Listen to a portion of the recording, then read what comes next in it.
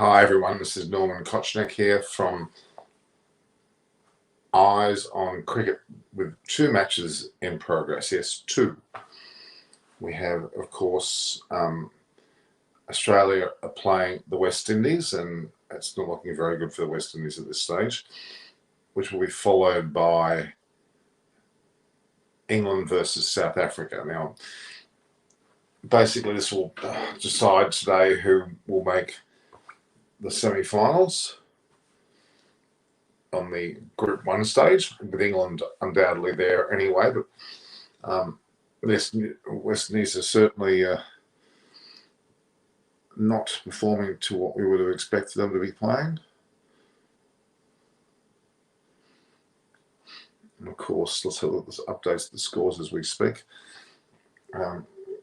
We have a situation where Australia won the toss and sent the West Indies into bat, and Australia elected to bowl, and the West Indies are now 6 for 131.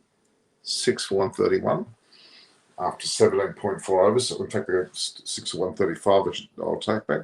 Kieran Pollard certainly creating some havoc there towards the end. 41 of 26 balls was 4 to 6. Andre Russell just gone to bat as well. So 135 and 17.85 overs. You would think that was not enough. It's not the worst score in the world, but their current run rate is 7.57. The last 5 overs being 8.79. So they've certainly picked it up in the last few overs, and that we'll see. Look, West Indies get 150 plus. You would think they can make some sort of match of this. I'm waiting for David Graveney to come today. David Graveney is going to be joining us. He's prompted me to be a part of it, so I'm just assuming he will be here. And Apana might be here as well. We've got a few people due to be on. But the reality is we have a game here that the West Indies, well, they're out. They're not in the finals, in final contention. We know that.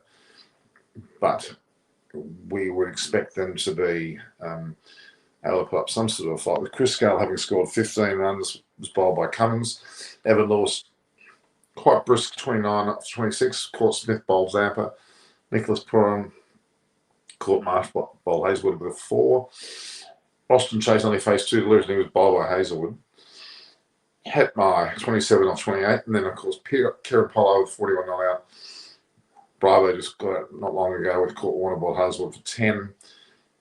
And Andre Russell's in bat as well. So they're a long way from being in a great position, but I guess the Pollard innings has certainly helped. So the 6 for 137 after 18.1 with Pollard 43 and all that. So yeah, Buckle Dada, wow. West Indies has lost their head a little bit. Australia will trip off and lose in semi-finals or even final. Well, let's see how they go. I don't think they're going to. They're not really in a position to say that they're going to win the match, put it that way. Win the tournament. Australia's a good contender to reach the finals. I would argue not Baram. I would say that it's still England, and England absolutely thumped Australia. And Pakistan have been in overwhelming form, so I would say those two really are in a position not to be beaten. And 6 for 141, I can see that Andre Russell's hit a 4 for the first ball he's faced. 141, look, this is, where are we? We're at Abu Dhabi. 170 would have been a score that I would have hoped them to get. Buckle Data says that between England and Pakistan, who is your pick? Look, it's a hard one, Buckle Data. You'd have to go a little for England, but Pakistan, if they keep to the form that they're at the moment, they should be with a great chance. Yeah, so we've got An exciting match unfolding here. Australia, England is just awesome. I would agree. Hands down, England is the best team to lift the cup at the moment. You would have to say so. I would agree. I don't know why there's not getting any response there from. Okay, so we're just waiting on. It's a bit of an unusual time, I must say. We do want to watch a bit of the Australian batting forms, and I wanted to see how they'll go. 142. 142 is not what you would say a bad score at this point. It's not a great score either. So, Buckle, if Pakistan turns up, they can lift the cup. They are a generally momentum side. Yeah, look, they've had a bit of a gap the last few days. I can't see Pakistan lifting the cup, but again, let's wait and watch. Yeah, look, why can't you, Manu John? They're nothing but they've thumped both New Zealand and India and everyone else. So you can't say that they're truly out of form.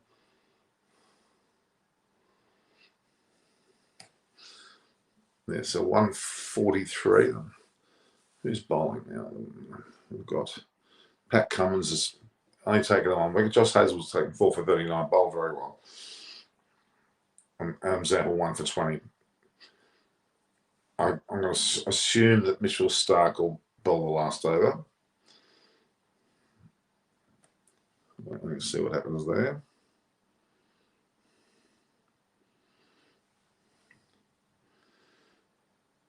Yeah, so look, if Australia can, if West Indies can get 160, there could be something to chase. We'll have to wait and see there.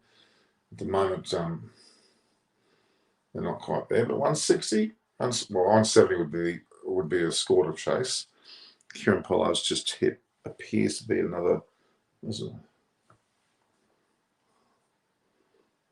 Proceed. Why am I having to verify myself all the time here?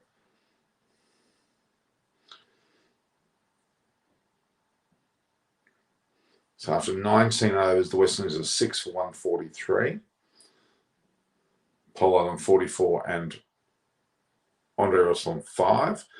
With it will probably be Mitchell Stark bowling the last over. If they get 15 plus off this last over, that'll make things a little bit interesting.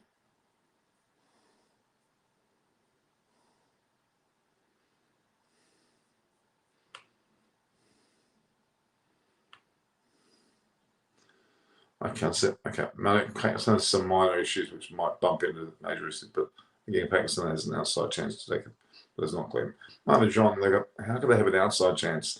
They're leading the group with no losses. They got an incredibly good chance. Incredibly good chance. Incredibly good chance.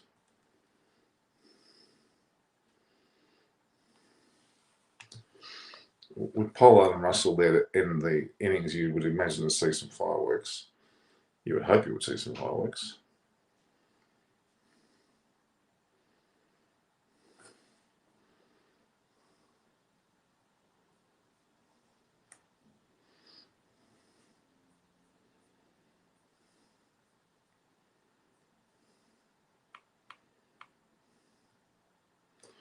Yeah, it's a hello there, no name. I wish you'd put a name against your name, seriously. Innings break. They're saying innings break, which what Mitchell Stark did there.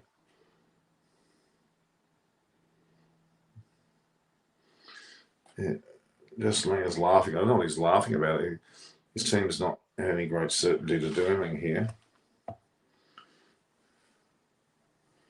But the ball's gone out of the ground there. No, it's not been caught. So Pollard's out for 44. Wicket second ball. Pollard's done well for 44. Let's just remember. Try to hit the out of the ground, it didn't quite work. Hit it more up than long.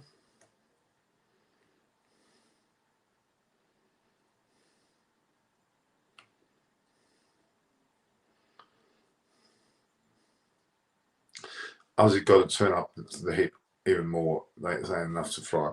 No, that's true. I would agree with that.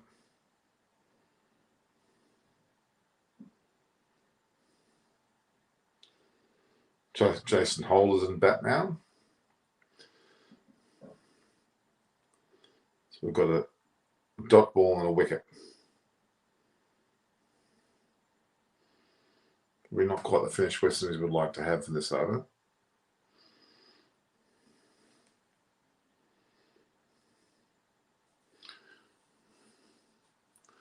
Now, you would expect Australia to get the 143. I would have expected it.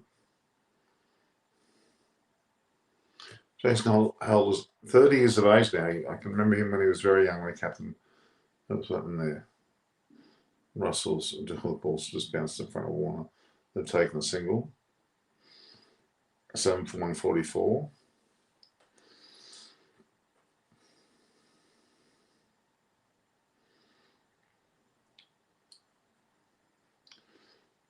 Very unusual to see Pollard play a ball not to the boundary in the last over of the match. It's unusual.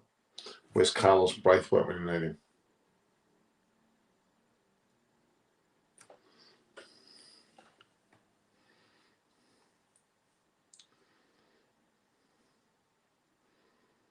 Mitchell Stark comes in.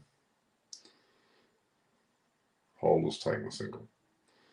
145 with some 2 balls left.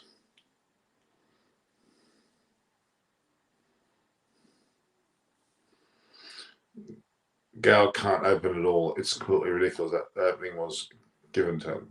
Wow. He's done some great things for many years, Manu. We can't knock him.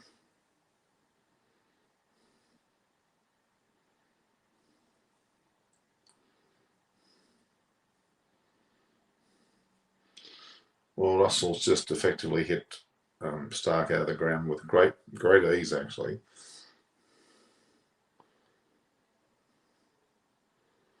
$151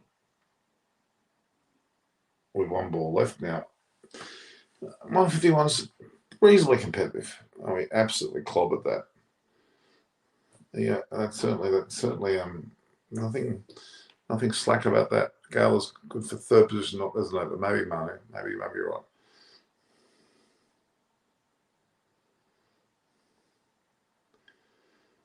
I think another 6 is 157. That's almost 8 and over. It's a reasonable effort, certainly.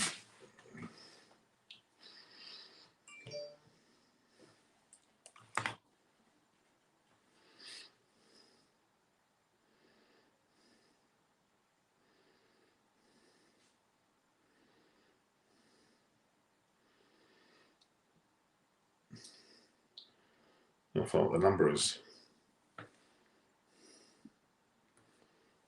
76, there we are. Okay, done 76. Okay.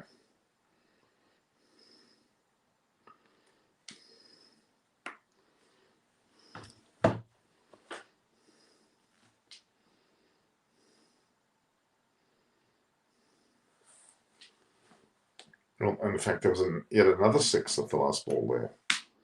So 2 6s there in the match, 157 for 7. Look, that's not what I would call bad. 111 metres. That was quite a last shot, wasn't it?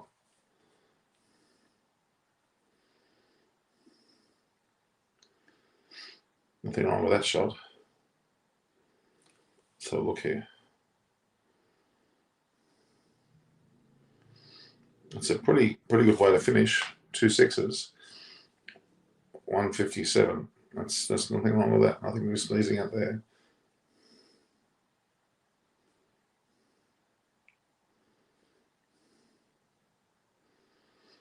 Now that's 7.85 per over. That's fair.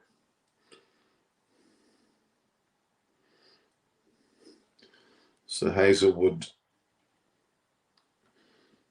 had the bowling figures of 4 for 39, with Stark 1 for 33, Cummins 1 for 37, and Zampa 1 for 20. Maxwell Mitchell Marsh both bowled as well, collectively having 4 overs in their total.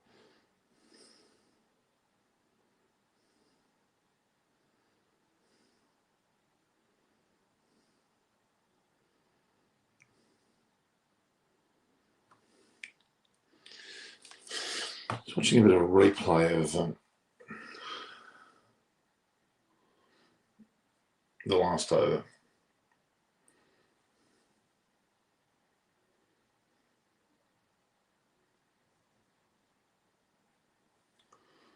Most unusual.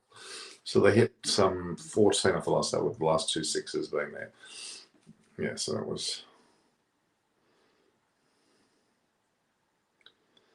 Then, of course, Pollard gets out trying to hoik it, as we saw. I'm not sure what David Gravity is. David Gravity was meant to be here. We'll give him a minute.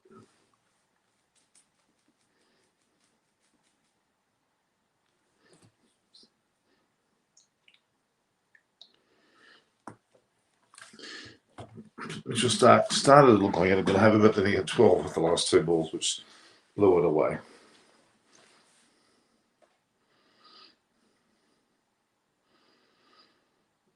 Zampa, I think went for 5 and over. Motion Much went for 5, Glenn Much for 6. But then Stark, Hazel, and Cummins went for 8 and 9 respectively. Indians are praying for Afghans beat. There's not right. It's like expecting rain in a desert. Who's got the upper hand? This one, Abhishek? I would argue.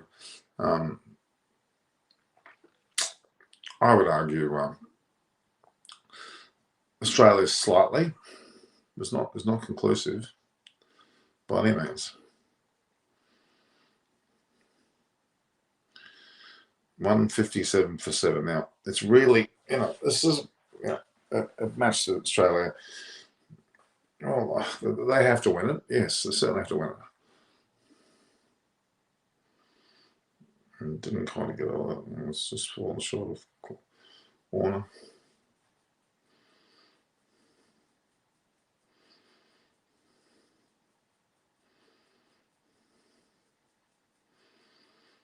Two sixes from Andre Russell to finish is pretty damn good. Let's be honest.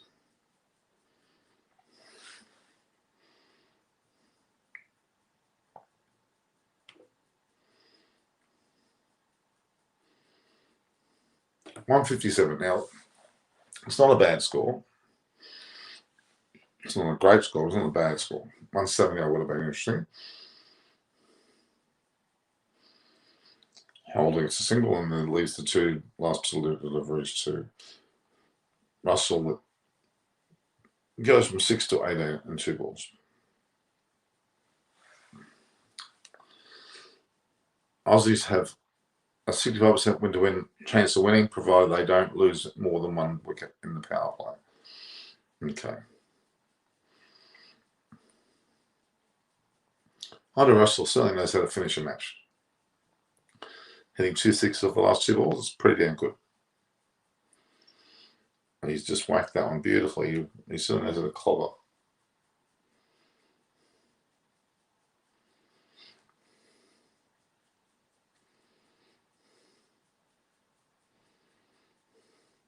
Winning the toss and bowling first is once again proving to be a good decision.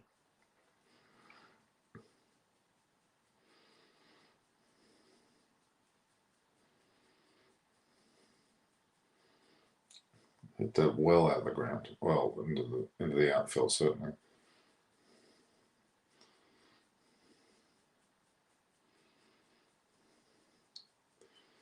Wait and see what he does with the last ball.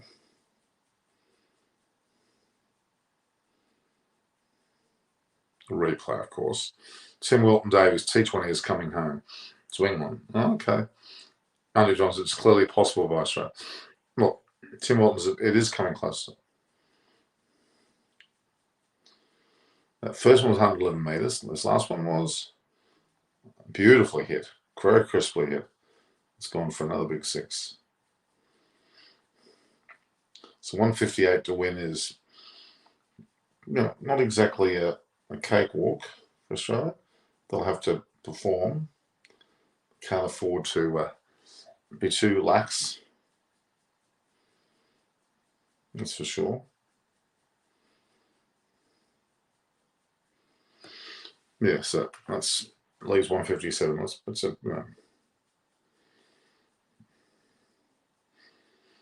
by no means a foregone conclusion, but it's very much in Australia's way. Let's put it that way.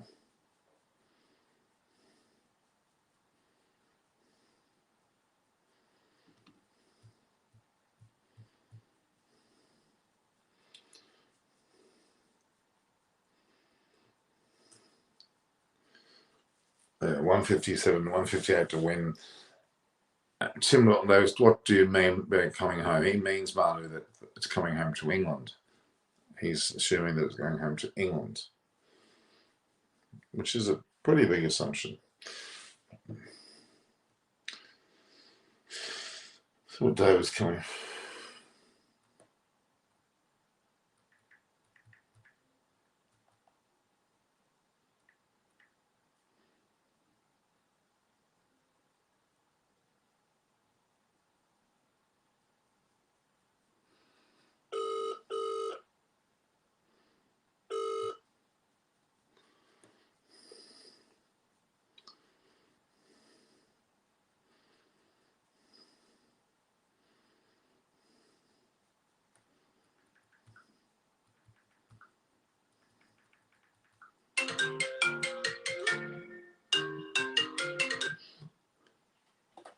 Anytime you like, David.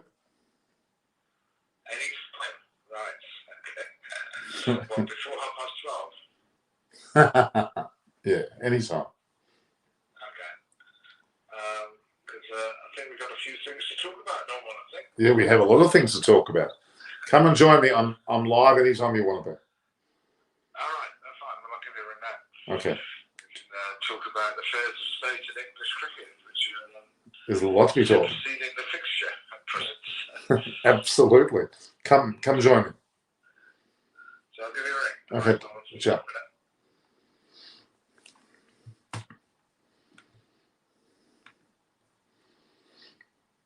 So time-wise, it's now 12:30. Okay.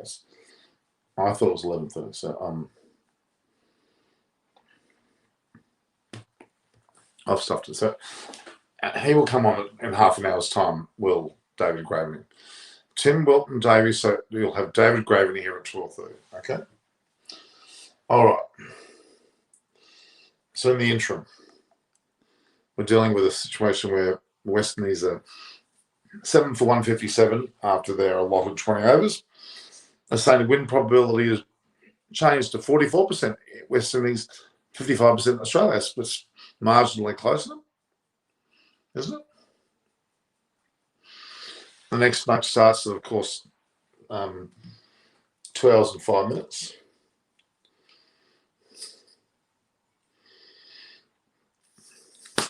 And then that's going to be extremely important.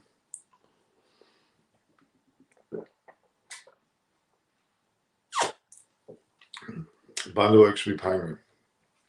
I love this. Bundaberg passion for it. All right. Let's have a look here. In the England-South Africa match, we'll have to say that South Africa got it all uphill for poor old South Africa.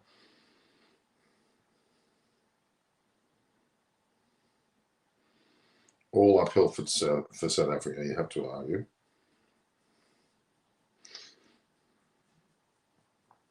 Uphill indeed, because they won't be really ready for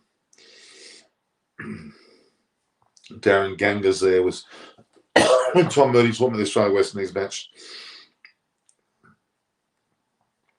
This is by no means a definite win to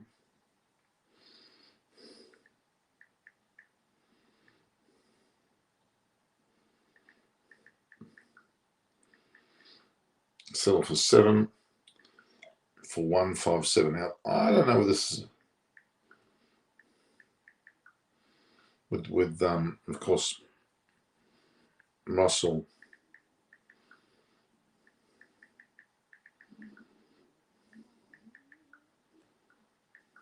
Two sixes.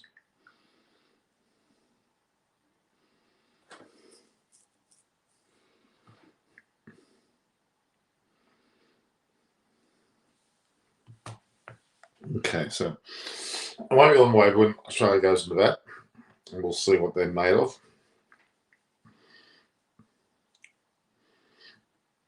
Well, I've got a bit of a wobble, a bit of wobble that's going to happen with Australia. I don't think it's going to be all their own way, even though you would think they should have it all their own way. Tim Wilton's Man's origin, the birthplace, yes. We should know that. Now, Australia will start this innings, you would imagine, with some sort of attempt to get on a stranglehold. The reality is that England beat South Africa, Australia through the semis with England, with Pakistan heading Group 2 with only one position to be decided.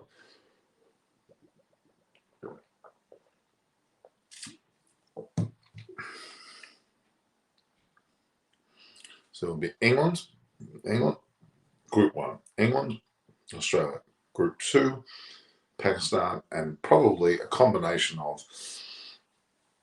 New Zealand at this stage would have to be the box favourite, with Afghanistan and India perhaps fighting it out. So we've started here.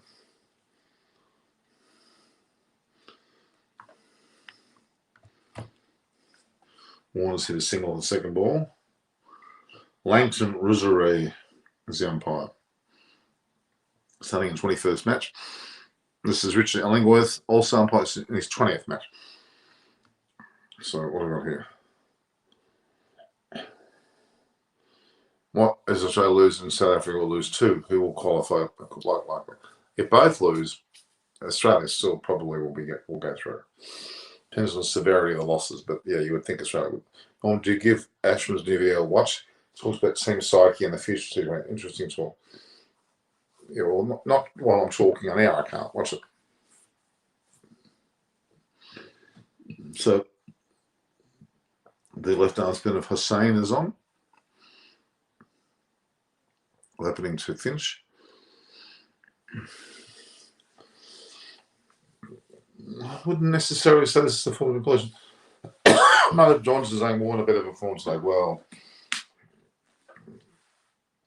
West Indies got nothing to lose. Nothing to lose. Australia have got something to lose.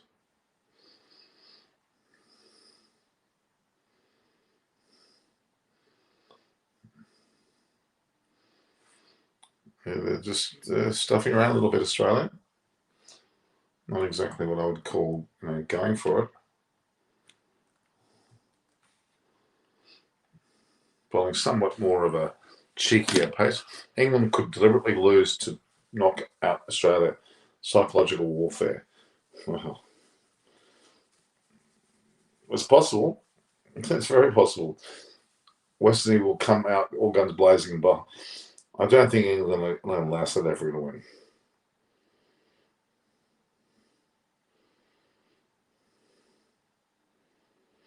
There's a DSC bat being used by one, not the one we've gotten used to, the Spartan. Final is India versus Australia or England versus New Zealand. India versus Australia is going to be a huge ask for India to make that final at this stage. England versus New Zealand. What about rugby, golf, and tennis? What about rugby?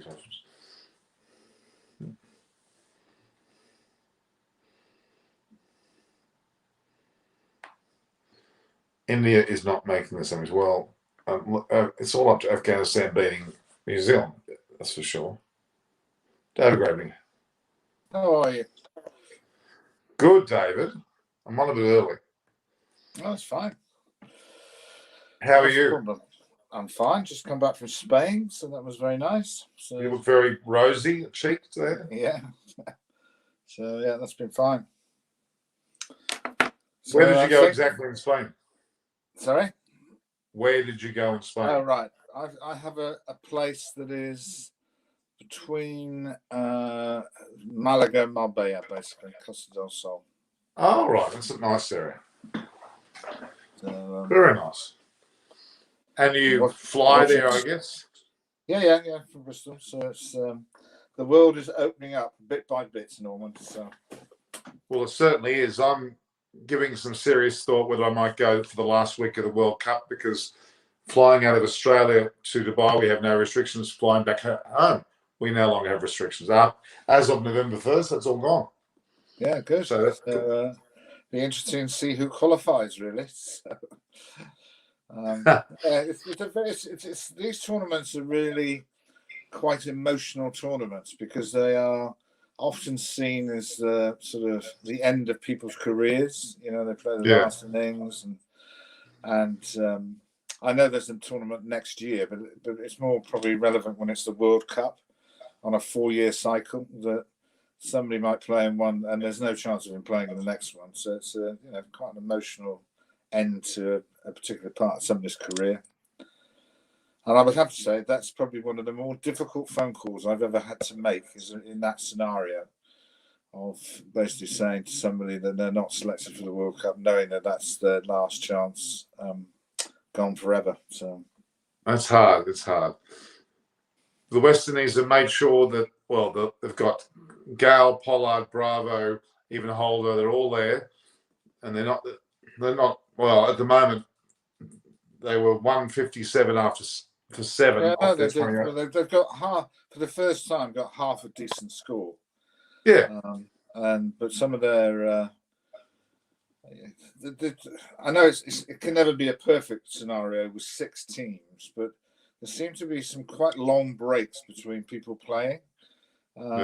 You know, particularly for the Indians, they played you know, even if it were going to be long breaks, you would have hoped they might have slightly changed the seeding. So let's say in Group 2 that actually you would be playing either Pakistan or New Zealand at the end, so to speak. As opposed to having to play, well, not having to play, but ending up with a slightly one-sided games at the end. But it's there's been some good cricket. Oh, there has been. I mean, the West Indies have been generally disappointing, but today they've played okay. Well, I thought Bangladesh were atrocious. Jason Holder, how he couldn't be in the team right from the word go was just berserk, really. Yeah. And Shane Warne's been giving the Australians a couple of volleys from time to time. Well, I would argue deservedly so. I would say deservedly so because they have. I mean, they got through. They're getting through this at the moment. They're not going to go any further. I mean, England gave them a one hell of a shellacking, didn't they? So that's the true test. That was a team that was of some substance against them. The other teams they've played so far, there's been no substance. So really, yeah, but they would have. I think they would have learned some lessons from that. Their problem is that at the top of the order they're just misfiring, you know, and they're obviously. And the one thing about England, and it's not organised, but it seems to me that there are very few games that you get Roy and Butler out together. One of them gets some runs, and now Butler's in some sort of form now that it's going to be, you know, because getting that 100 at Sharjah, which is the most difficult wicket of the 3, was extraordinary. Oh, it was brilliant. It was absolutely. It's by far the best innings of the series. You have to argue. But measured, Norman. It wasn't just swinging from the hip to start with. He stuck around for a while. It was a very, very impressive innings. I just hope he hasn't played that innings a couple of games too early.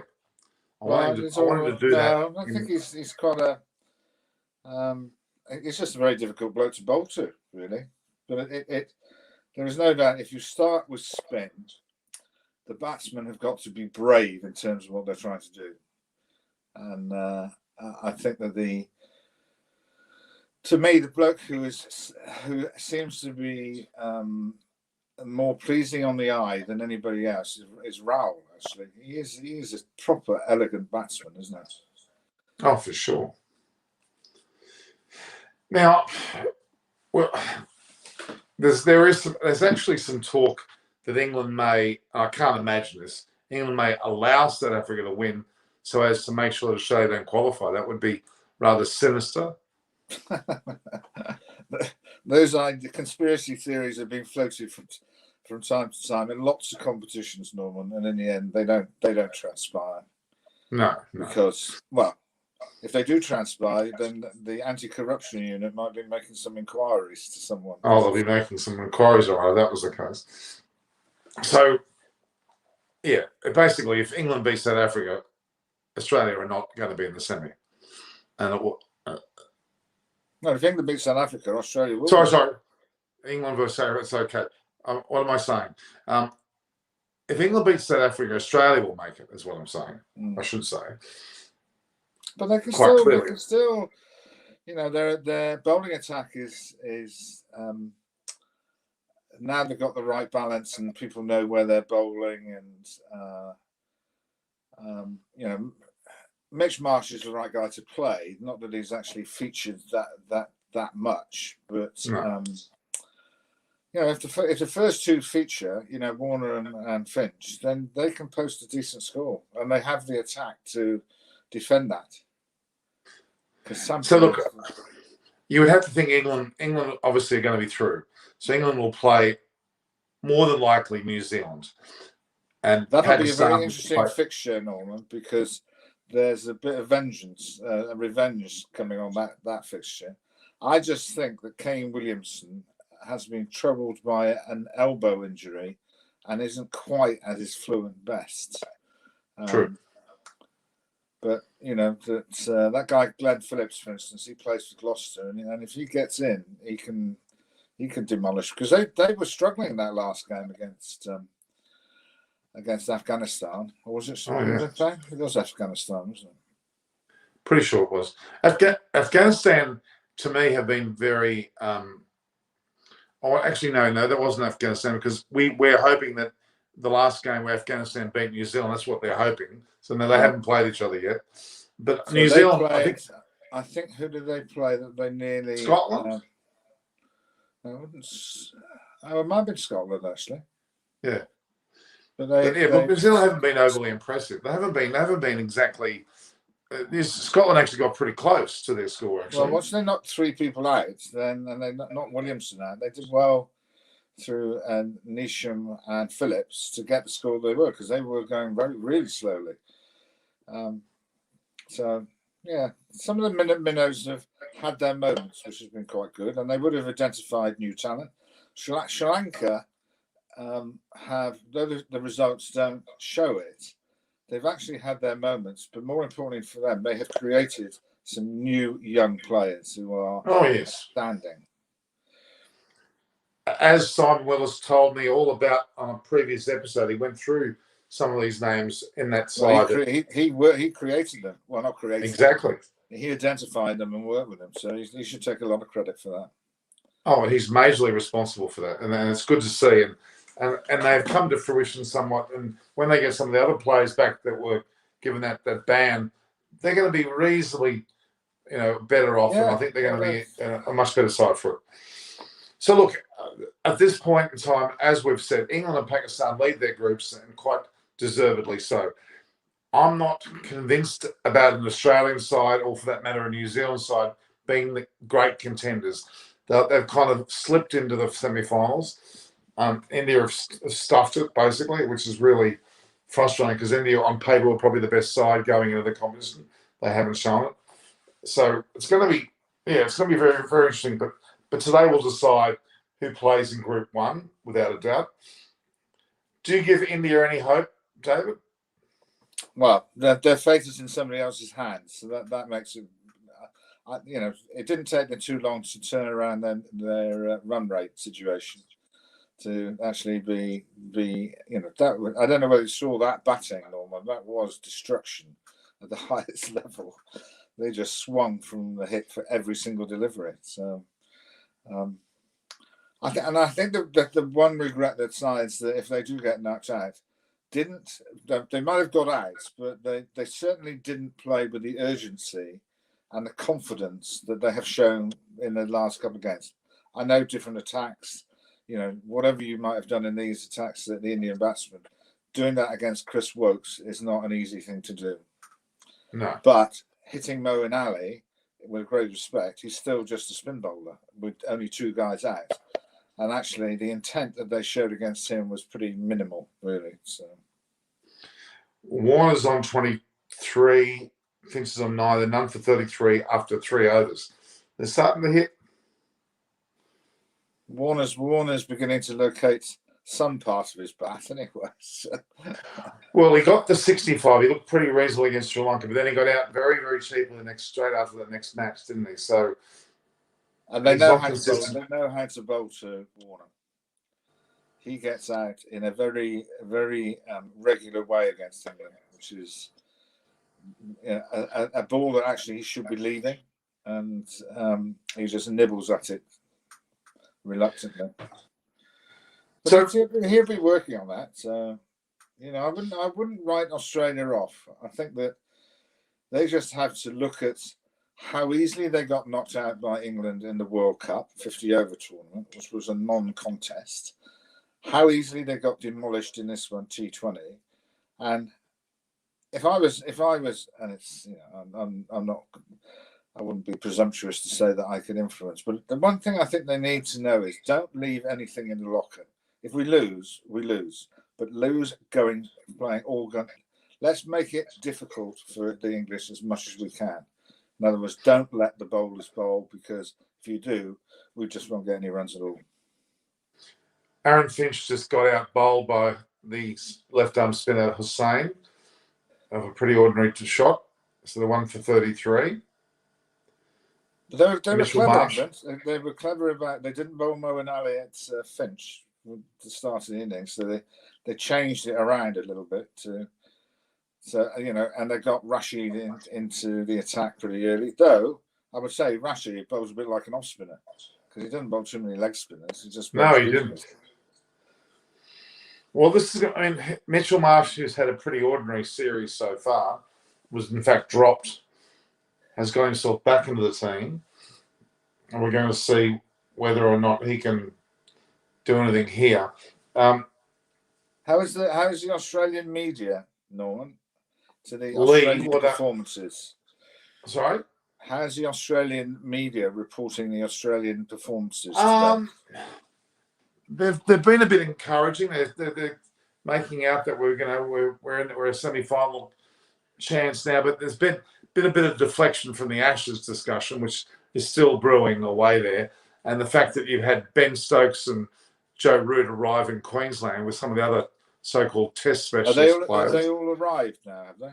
They have. Yes, they were in a form of quarantine, which is hilarious, because they're flown into New South Wales. Well, they're still quarantined. In a hotel on the Gold Coast somewhere or something like that. Yeah, they were in Gold Coast somewhere. That's a real hardship, that is. Yeah, it is. But you got the under-19s team, haven't you, as well? No, they're going to Sri Lanka. Oh, right. To play so who's the next generation of their stars? They seem to be in sometimes will only last a couple of days, but Sri Lanka cricket seems to be in calmer waters at present. Yeah. Their under-19s have just crushed Bangladesh 5-0 in an under-19 series, and they won the under-19 World Cup the last time round. So Sri Lanka seems to have settled down somewhat. Yeah. So in fact, I think the expectation is, I think they've now understood that they have to move on from their, legendary players that they had, and just give a little bit of patience to a new generation. And these two young batters and the leg spinner, and also some quicker bowlers, which they've never had before, is the basis for a new generation. So. Oh, absolutely. And they seem to have got just the few glimpses that you've seen of the backup to this team, is that suddenly Jayawardene is involved, Chaminda Vass is involved, so that they've got the right people who are doing a job. And interesting enough, I saw this morning that Troy Cooley is now back working with the English team. He's been around for a long, long time, hasn't he? Troy's outstanding. So. Oh, he's one of the best bowling coaches you'll ever get. It was amazing. Australians, I know that, and I'm a victim of cuts within the cricket industry. However, Troy was so good at his job. Why would you want to get rid of him? So But does the senior team have a different fast bowling coach? Is it the guy? Is it Saker does it now? No, David Sager, I think, is no longer doing it as well. It's they've got Divenuto, they've got Andrew McDonald's. I'm trying to think who else they've got from bowling coaches. They did have oh my God, what's his name? The Australian fast bowler who was a very good exponent of swing, who was not around that long ago. He's been dealing with the women's sides, but he's now, I think, he's not more Bickle, not Andy Bickle. No, not Bickle.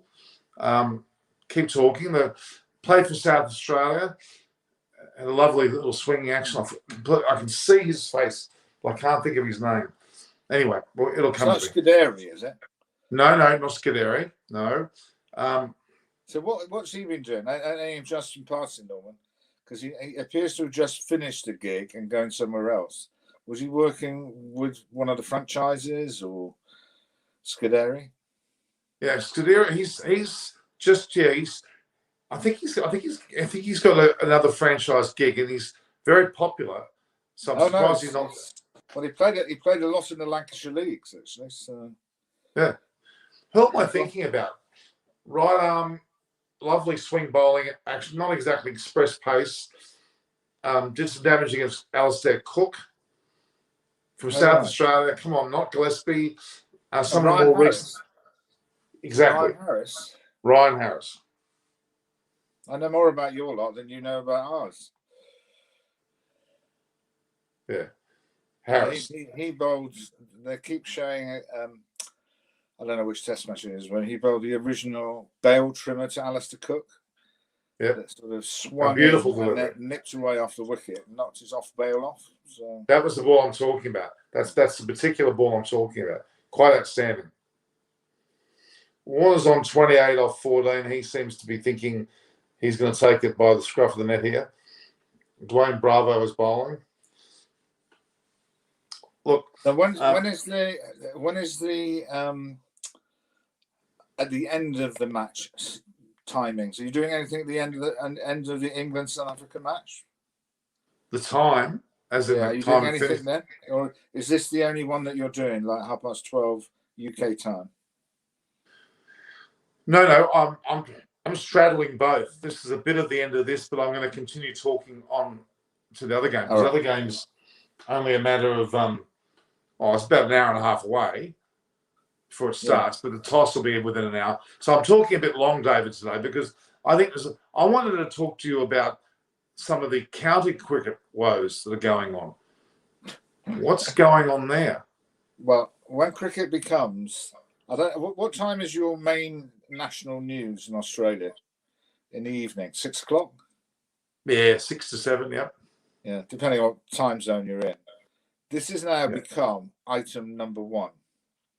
Wow. Main news, not tagged on the ends, and even beyond the climate change conference in Scotland, and all the demonstrations which are increasing every single day of younger people. So it's a pretty serious operation here. So we're talking about Yorkshire cricket, correct? Yeah. Are we talking about a specific person or what? Well, the person that basically triggered the whole thing is a guy called Azim Rafiq, who is because he's still with us. He's a young lad, under 19 captain. Obviously from Pakistan, not obviously, but it's from Pakistani background. Born and bred in Yorkshire, and basically his career in terms of playing for Yorkshire before all this blew up, just from a cricketing point of view, went backwards a little bit because he lost his bowling action, which can happen. So he then became not necessarily employable because he lost one of the strands of his game. When he batted and when he bowled, and it's amazing if you have two strands to your job, how it impacts on either discipline. That in fact you play with much more freedom because you know you can come back bowling-wise. So if you take the bowling away, the batting, you suddenly think, oh, I've got to be a proper batsman here. So you changed all the way that you play. So I often thought that about Andrew Simons, that actually it was really good that he was able to bowl at the same time, so he could prove his value to the team. So unfortunately his career came to a halt, and then it transpired that he revealed that he had been a victim of racist abuse during that period of time he's been with Yorkshire. So an inquiry took place, a report was produced, and some seemingly odd things happen. And this is actually viewing it from the outside, Norman, so you have to take that in due consideration. Is the report that was produced, for some reason or other, didn't come out into the public domain, and it came out in bits and pieces like that, which I don't think has done anybody any favours. So there's lots of people pointing fingers at whether it be Yorkshire, whether it be the ECB, whether it be the government, because it's dragged on and on and on. And as it comes out in bits and pieces, other individuals have been involved, including Michael Vaughan. And Michael Vaughan finds himself in a position where an allegation has been made against him. That is being supported by another player. So that's going to be interesting to see what happens. But I do think it is scratching the surface of a subject that has been a bit like the elephant in the room scenario. Yeah. Whatever happened 25 years ago, or when I started my career, is not what happens now. And people have to change the way that they behave and recognise that this is a really sensitive subject that is not going to go away. And I have first-hand experience of that, Norman. It probably wouldn't have been reported in Australia. Bristol, where I live, has a I would say a murky past in terms of slave trading. So one of the statues was pulled down, dumped in the harbour. It's now been recovered.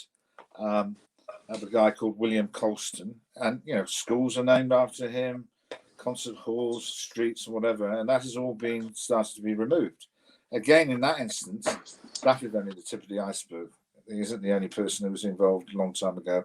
But I think the question I would ask, this only as an individual, is how much my generation and my children's generation, how much are they to be accountable for something that happened 100 years ago? That is, I'm not saying it's right or wrong, but that's being debated. So going back to the Yorkshire scenario, the chairman, who obviously wasn't around when Nazim Rafiq, these alleged incidents happened, has resigned, as a couple of other board members have resigned. And the implications for, and this won't have been reported with you, Norman, is that they've been withdrawn of being a test match ground. All the sponsors have walked out as well. So they're facing some real difficult times. Jeez, it's a lot more serious than I thought. Yeah. So the chair has been replaced by a guy called Lord Patel of Bradford, who is obviously from a nation background, outstanding man. He's been working in the community, became a non-exec or independent director of the ECB. Just fantastic in terms of everything he's done in terms of community cricket or whatever.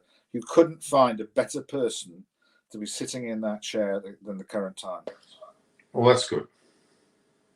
But I do think it's one of those subjects, Norman, that it's a bit, not a dog with a bone, but it's a big story and lots of reflection going backwards. I've been asked to appear on radio programs for the last 48 hours, and these are sort of World at One and leading programs on the BBC, which I've politely declined, but also I've been questioned on other subjects around my participation in the Rebel Tour, which took place 30 years ago.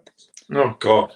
And so it's it's dragging. I'm very happy. I'm very happy to speak about it. I don't see why I should not comment. But like, I went to a dinner. This was to raise money because one of my roles is what is called the Professional Cricketers Trust, which is the charity wing of the PCA, which is the equivalent to the ACA. And they had normal entertainment. It was not a completely male audience, but predominantly male.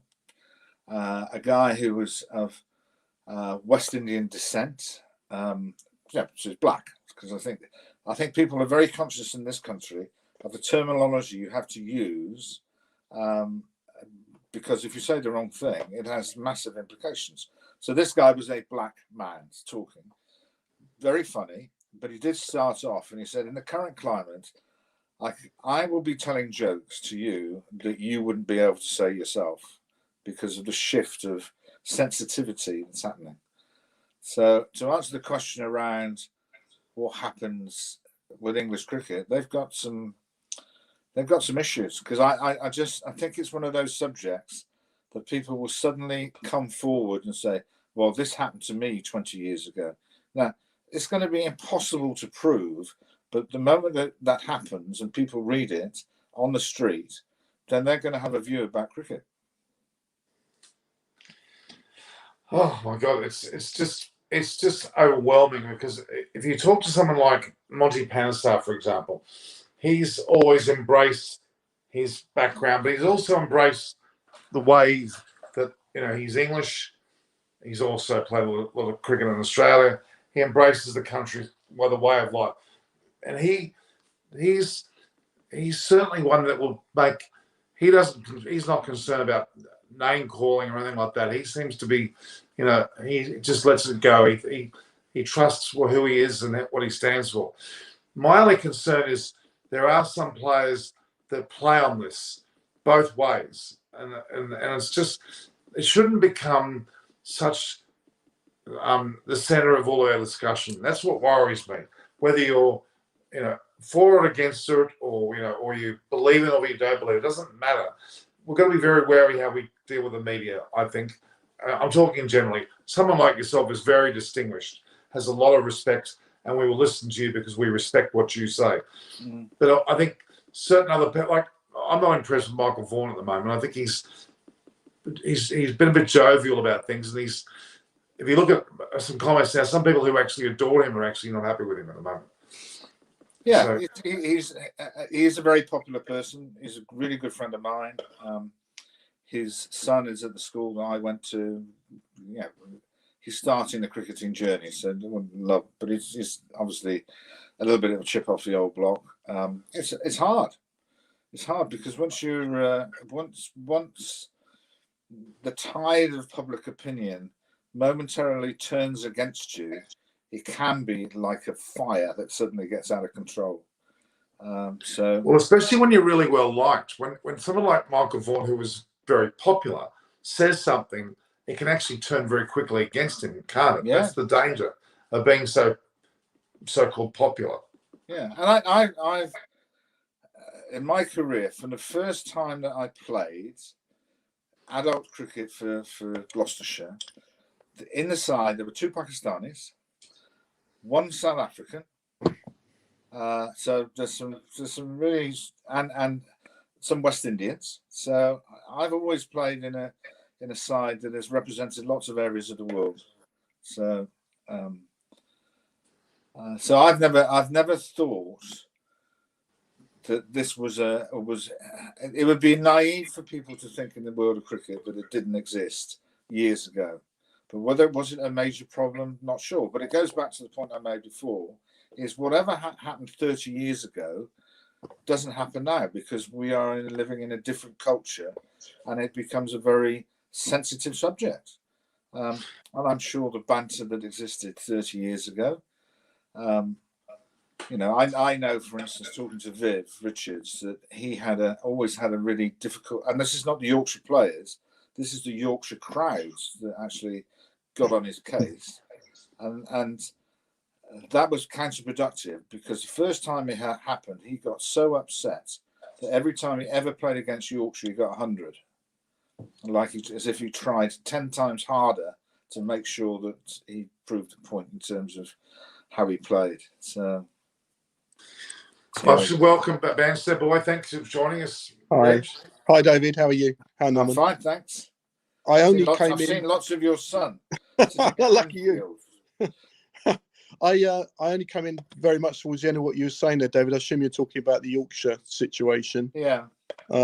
the problem as I see it is that once our British press decide they're going to have a witch hunt, they're just going to root out anyone who's ever said anything for the last 50 years.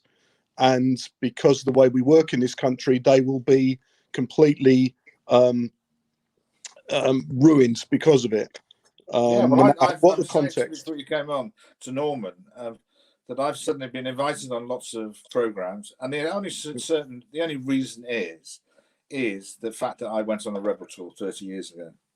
Yeah. Now they're questioning me on, what was your moral stance then, or whatever, and I was very open. I said, if I had hindsight, is a wonderful skill to have.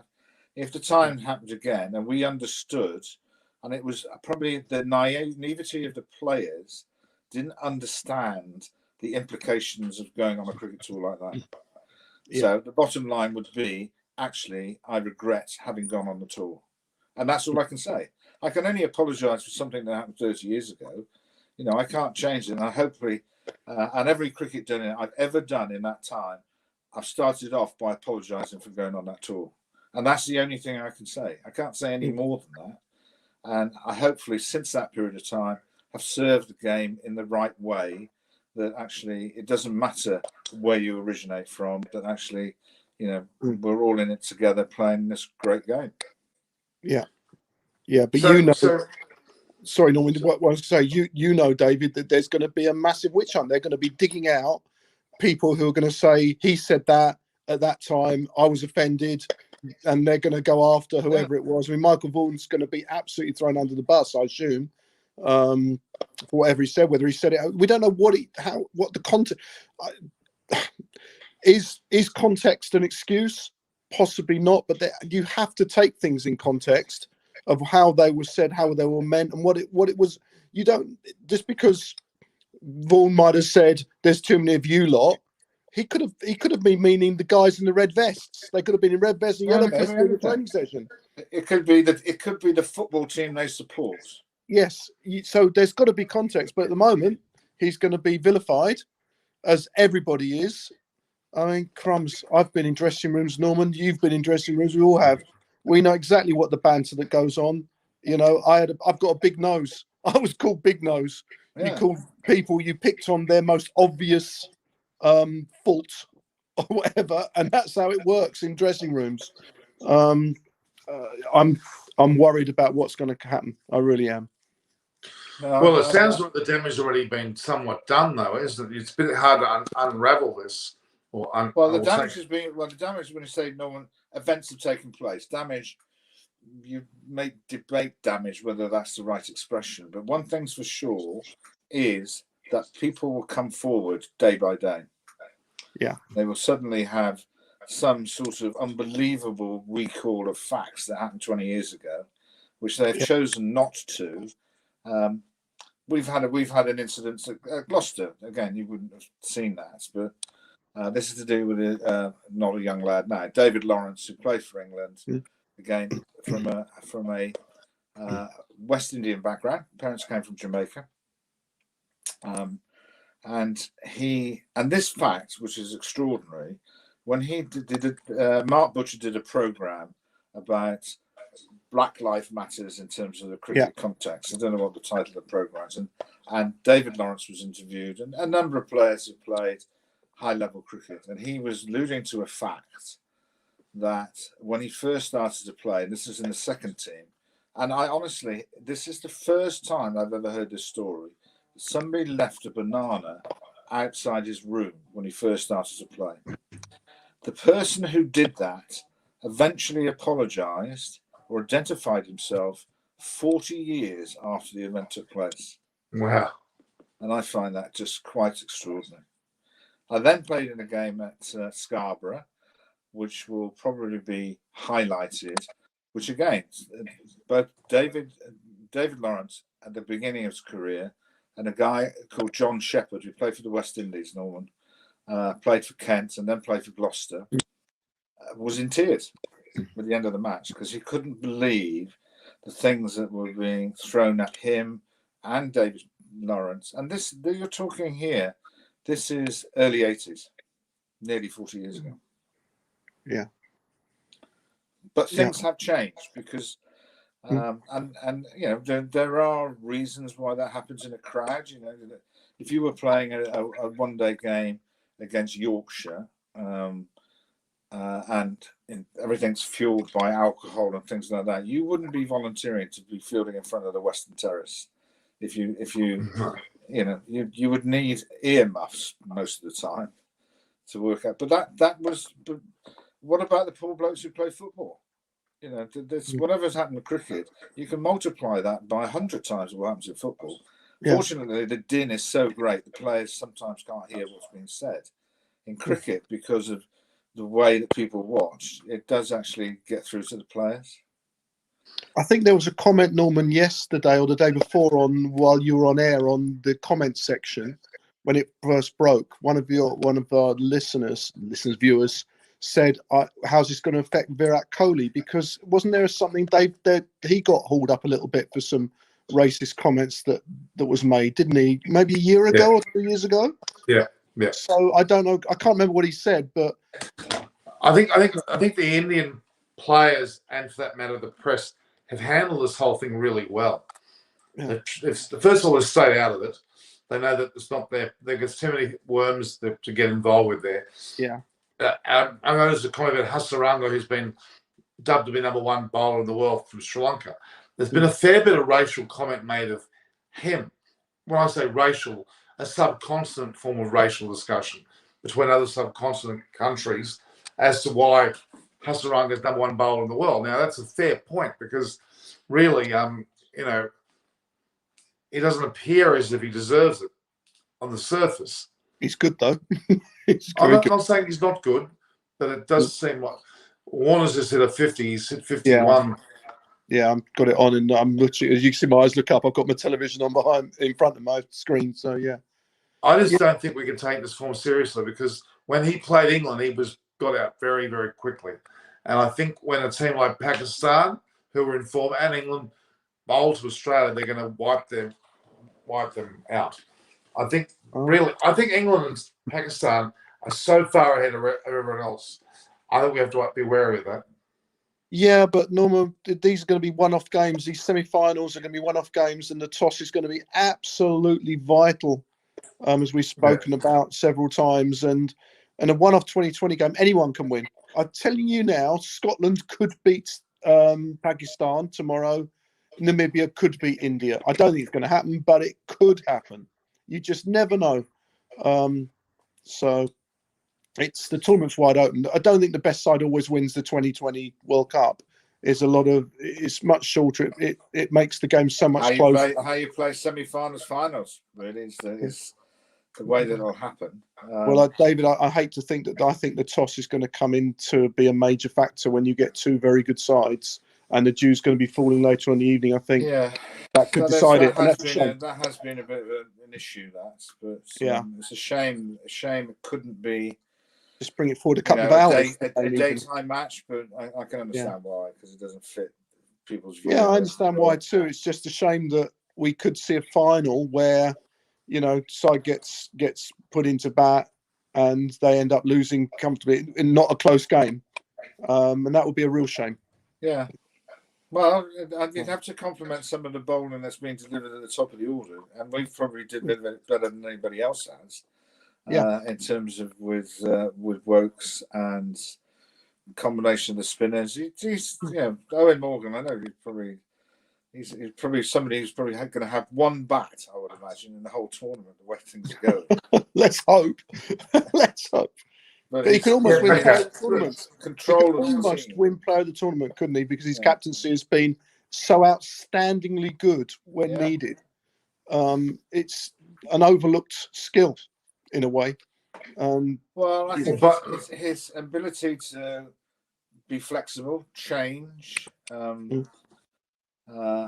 losing the combination of Archer and Mills is a bit of an issue because they now haven't got the pace that they need to be able to challenge. Well, they bring Wood in today. I assume they'll play Wood, will they, if he's fit? I assume he's fit. Who's that? Mark Wood. Will he play today? He's going to be fit?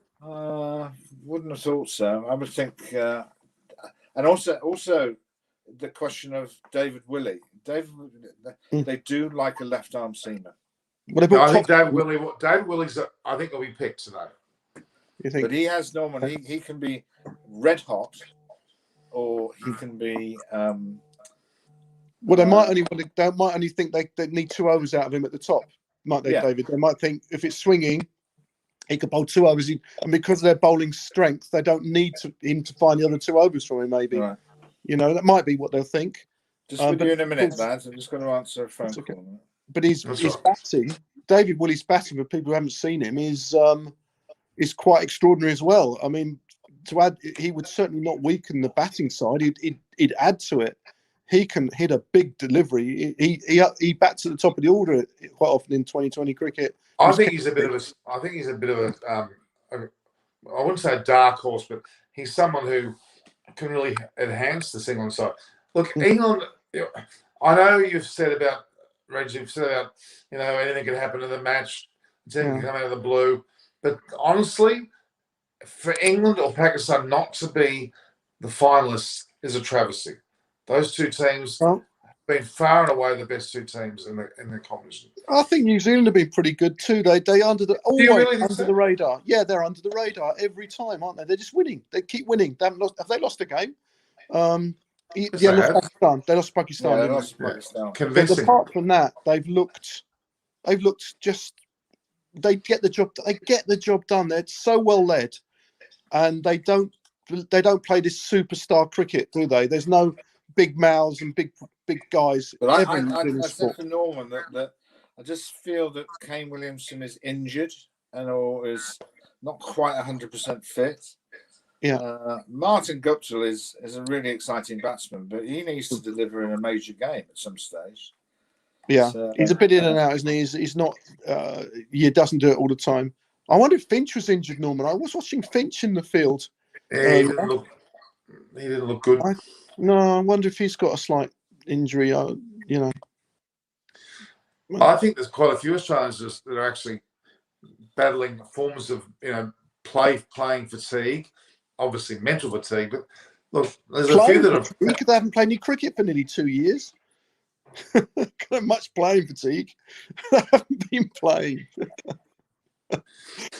Mitchell Marsh is getting away. Look, I still think Australia looking good against a very inferior side, as in the West Indies. Yeah, this will put South Africa out. South Africa would have to beat England with a massive run rate difference because Aussies are going to win this at a canter.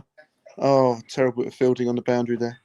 Australia's through. Australia's run rate is already high. I'd like to say, Norman, on my predictions before the tournament, you need to apologise to your countrymen. I think I'm on record as saying that I fancied Australia.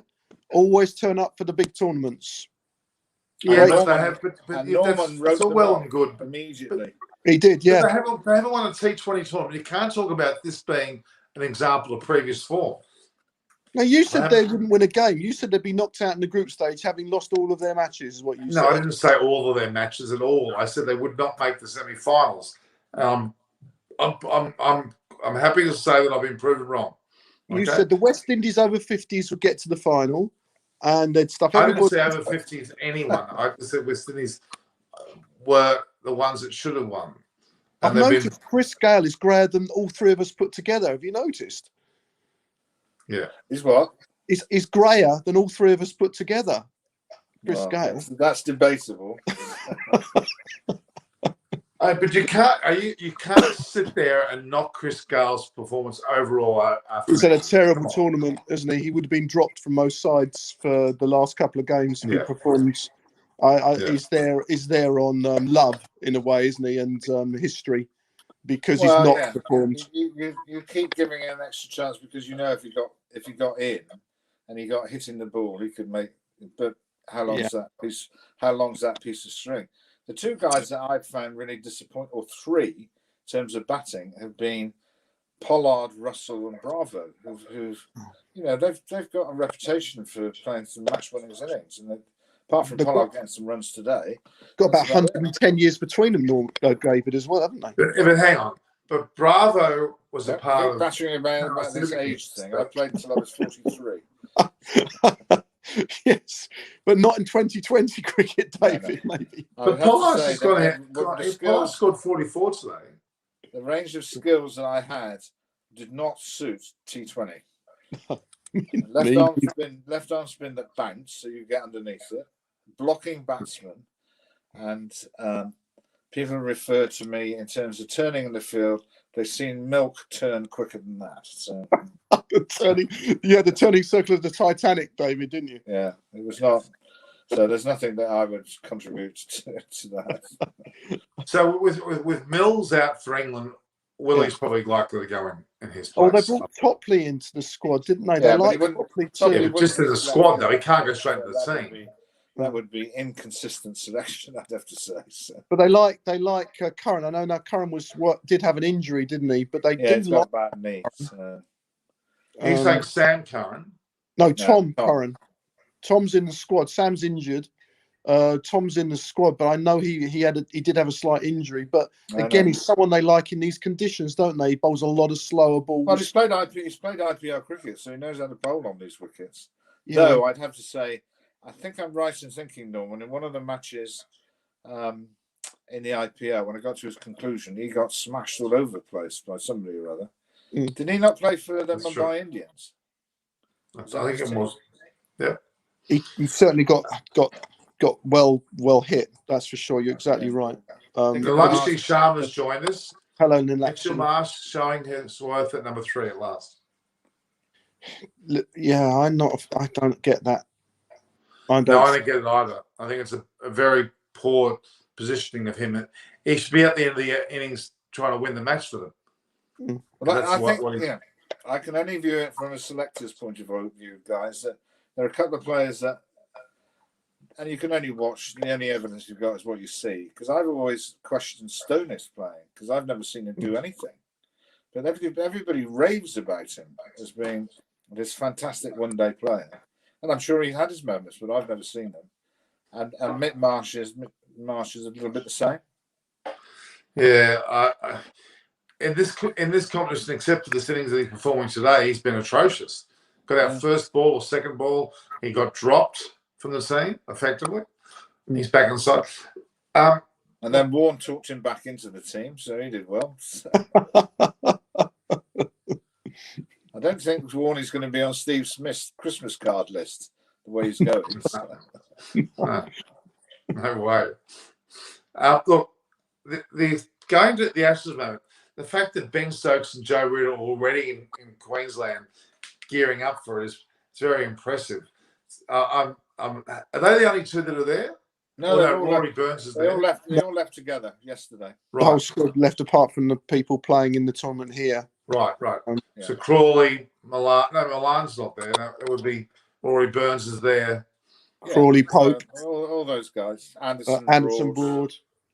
The side could perform well. I was talking with Norman the other day, David, and the fact that Perth is out of the list of venues because we always get stuff there. If we can get away with the Gabba, the first test, if we can get out of that one without too much damage, we've got a sniff being Melbourne and Sydney. And a pink ball test, whereas there is a bit of light for England, I would suggest, than normal. I think they've always had the light. I'm very confident they'll win at least 3-1 by the end. What, England? Yeah. No, I don't think so. We've got to score some runs first. I like Milan back in the side, and I like Pope very much. I think Pope. Look at the World Cup. There's a World Cup stat that's come through. The most sixes in T20s is Chris Gale, 1,045. Nearest him is Pip Pollard, 761. Then Andre Russell, 512. They're the biggest six hitters ever. Oh, no.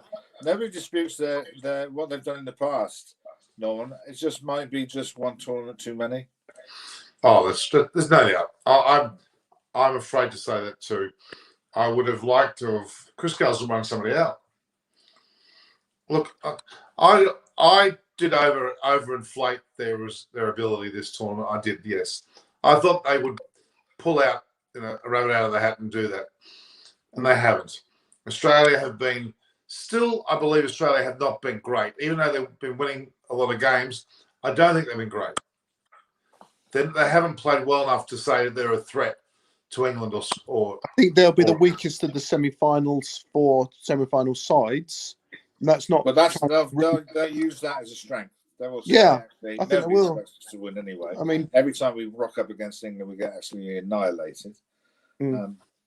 Pakistan are the ones. You go back to the 1992 World Cup when they won through some of the most atrocious umpiring I think I've ever seen in the world by Steve Buckner, who gave a couple of Pakistani guys out up front. It was just Love sitting Steve halfway Buckner. up middle, virtually. It wasn't even close.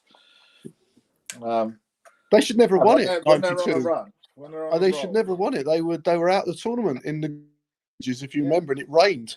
Yeah, it rained And they in got a Adelaide. reprieve because Adelaide, when yeah, they we were were 50 for 8 or something 50 all, ridiculous. yeah, England were chasing, like, you're right, about 50 to win, and it got rained off, and the points were shared or something stupid. Well, And, it wasn't. It was before Duckworth Lewis. That's why. Yeah.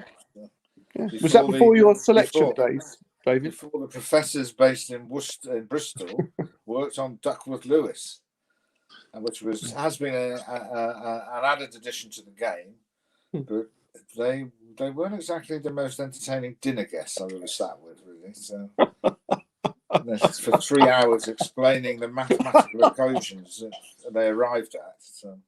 Oh, do you They're remember showing Chris Gale hitting sixes out of the ground against Brett Lee. Look, he's got a great history. I'm not going to knock the guy, even though he probably has played one tournament. No, all three of them. I think they are great entertainers. And they're really Andre good Russell's players. just hit 2 sixes in this innings. He finished innings with 2 sixes. Come on. And one he hit, it's the biggest 6 of the tournament, isn't it? Yeah, 111 metres, exactly.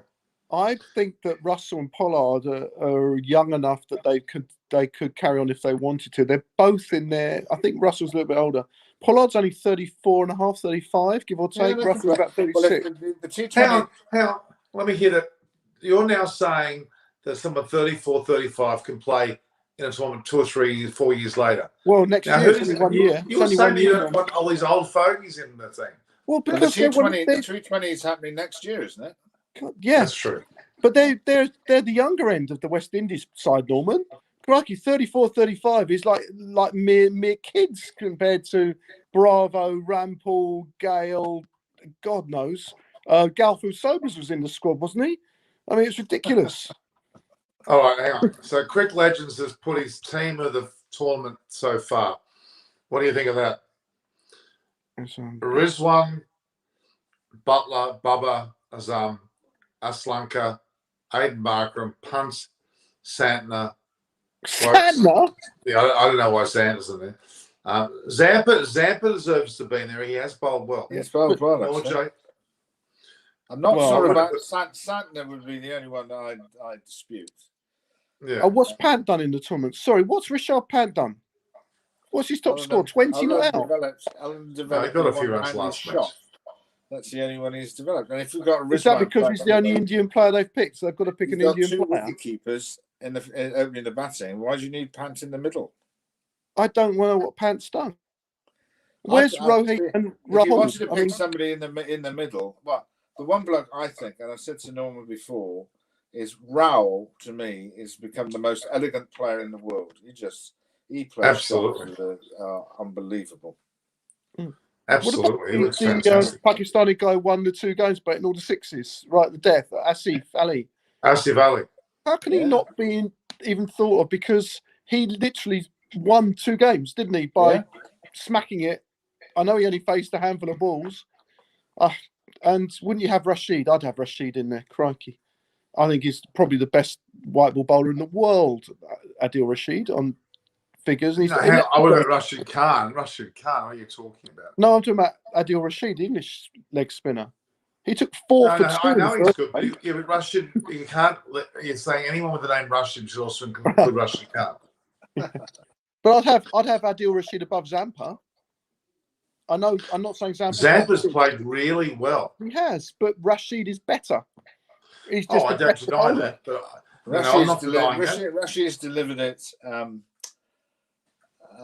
again, I think he has responded to his captain. His captain uses him exactly the right times. He just doesn't bowl him a 4 straight overs.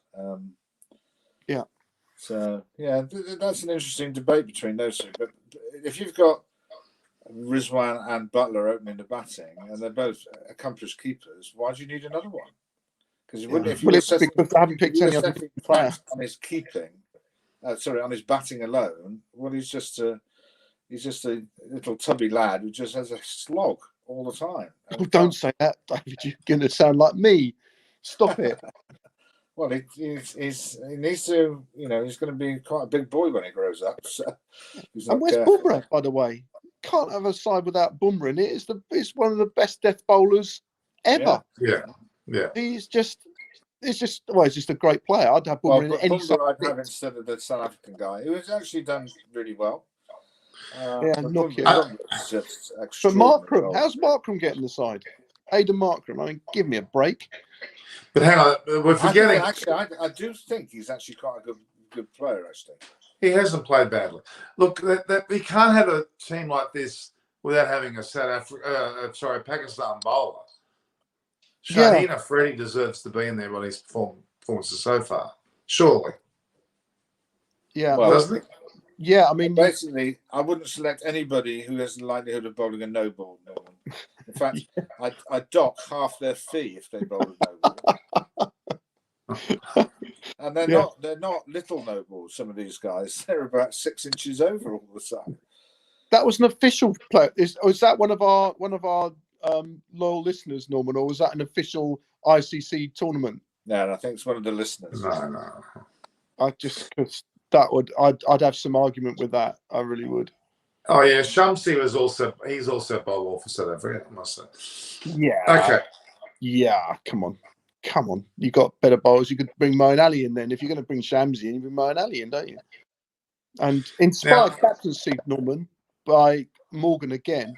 Ali didn't bowl a ball against Australia, and he'd been player of the game the previous game. Because Finch was there all the time, wasn't he? So, but that's good captaincy, isn't it?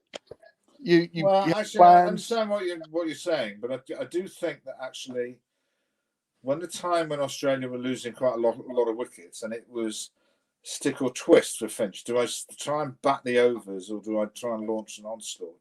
It would be quite a good exercise to put him on for one over. With Ali, just to get him out more than anything else. Because if you got him out, then their innings would have been over with 16 overs. So. Oh, don't! Poor old Australia, don't! You don't rub it in anymore. Well, they're going to lose the Ashes 3-1. They're going to get hammered in the semi-finals, so things aren't looking good. I wish. I mean, we're going to be in winter. That's the case. The fact you've got Ben Stokes and Joe Root already in Australia with the rest of them, it's quite a master stroke. They've done well to get them there early. Ahead of even the Australians not even back. But they're not going to play any cricket, are they? That's what they plan to do, is to give them a bit of time off. Ben Stokes has definitely made not a miraculous recovery, but I can assure you, being a left arm spinner and the casualties that England have had of Ansari, Yardi, they played international cricket. It was fantastic for them. They fractured their index finger and the end of their career because they couldn't basically grip the ball because it became like a stiff finger, if you see what I mean. So there's no flexibility. So Ben Stokes breaking his left index finger. There's a limit in terms of having nets and doing that or whatever. He has to get over a mental hurdle of somebody like Cummings, somebody like Stark bowling back of the length balls that are going to likely to hit him on the bottom hand and how he's going to cope with them. Because I wouldn't be surprised if he doesn't turn out with a boxing glove on. Something like, you've seen people who've had broken hands and they've ended up having to have, specially made gloves and things like that. His injury was a serious injury. Is the boxing glove to whack David Warner with? Reoperate on it, Norman, and put steel screws in it. I want not to forget something a bit left field here. But the new CEO of the Brabham Foundation and Museum is Andrew Leeming. Now, David, you haven't met Andrew, have you? And Reg, you haven't met him. No, I don't know. No. He's a great friend of mine. I told you about the man that owns the Brabham House, 52 Shepherd Street. He's come in now to be the CEO. He's worth a lot of money. It's not about money. He is the quintessential person who should be the curator of the most highest of the honour of actually taking care of the Bradman Foundation is immense, and he's going to do a great job. And David, when you come to Australia next, I'll get you to meet Andrew. You'll be so impressed with him. He once was a partner of Wellington Investments, that is a Boston-based investment company, one of the biggest in the world, and has trillions under management. He's extremely done a great. He bought the Bradman House, brought it back to immaculate condition. He's going to take care of a Glebe Street address, which is another Bradman home. The museum is going to be absolutely astonishing. They've had a change of chairman as well. It's going to be. So he's based at Bowral, is he? Andrew owns the place in Barrow. Yes, yeah. He's also got the first general store there in a place called Barrowang. It's amazing. The ground itself, Reg, is unbelievable. We played I was supposed to be managing the one-day squad. This was the test series that we eventually lost 3-1 after Dean Headley bowled Australia out at Melbourne. And actually, if a run-out decision had gone our way, this is before VAR or whatever we're doing, referral, Slater should have been given run-out, and we didn't manage to win that. But the preparation for the one-day squad meant that we played a one-day game at Bowral on New Year's Day, I think it was. And this was the first time that Brett Lee appeared on the horizon. The ground estate is a beautiful ground, but not the biggest ground. No. So we had a situation of somebody bowling about 4,000 miles an hour. So that the wicket kick. So he's open with the fielding restrictions. Only 2 people outside the boundary, outside the circle. So the slips and the keeper are on the maximum of where the rings are, and the third man is standing directly behind first slip, about 5 yards away, because that's how big the ground was. And that was the first time I can't wait for you guys, both of you, to meet Andrew Leamy. You'll be so impressed with his vision, his respect of the history of not only Bradman but the whole era. He's going to turn that museum into. He's going to put things in there that no one's ever seen from the 1911 era. He's got so much great stuff already. I'm ecstatic. You wait. It's the best appointment. He actually starts Monday, which is this coming Monday. Officially starts. I did see something actually, Norman, talking about Bradman, which was an interview with Ian Chappell about Bradman, and I would have to say it was not the most complimentary interview that's ever been done. Is that a view that's been held by lots of people? That actually, as great a player that he wasn't necessarily a very nice chap? Yeah, that was unfortunately what was held. And even when he was in the chairmanship role of the Australian Cricket Board, he was also very antagonistic in the way he used to do things. But in particular, we're going to go back to Victor Richardson, who played with Bradman, and they didn't like each other. And obviously, Victor Richardson is the grandfather of the Chappells. All right. So that's probably where it comes from. It's a family feud almost. And Ian Chappell, look, I've got a lot of respect for him. Even Neil Harvey, who is still alive, he's got misgivings about it. Although I brought Neil down to this Bradman house about a year ago, and it was the most enjoyable day we've ever had to sit there and eat cake off a plate from the 1948 Invincibles tour, which has Neil Harvey on it, and he pushes the cake to one side and he goes, "Oh, that's me." It was hilarious. They were original 1948 everything. The man's got an amazing place. And it's not just a part-time collection. It is serious stuff. He owns the Bradman cap that's worth about $500,000, which is sitting at Lord's on display.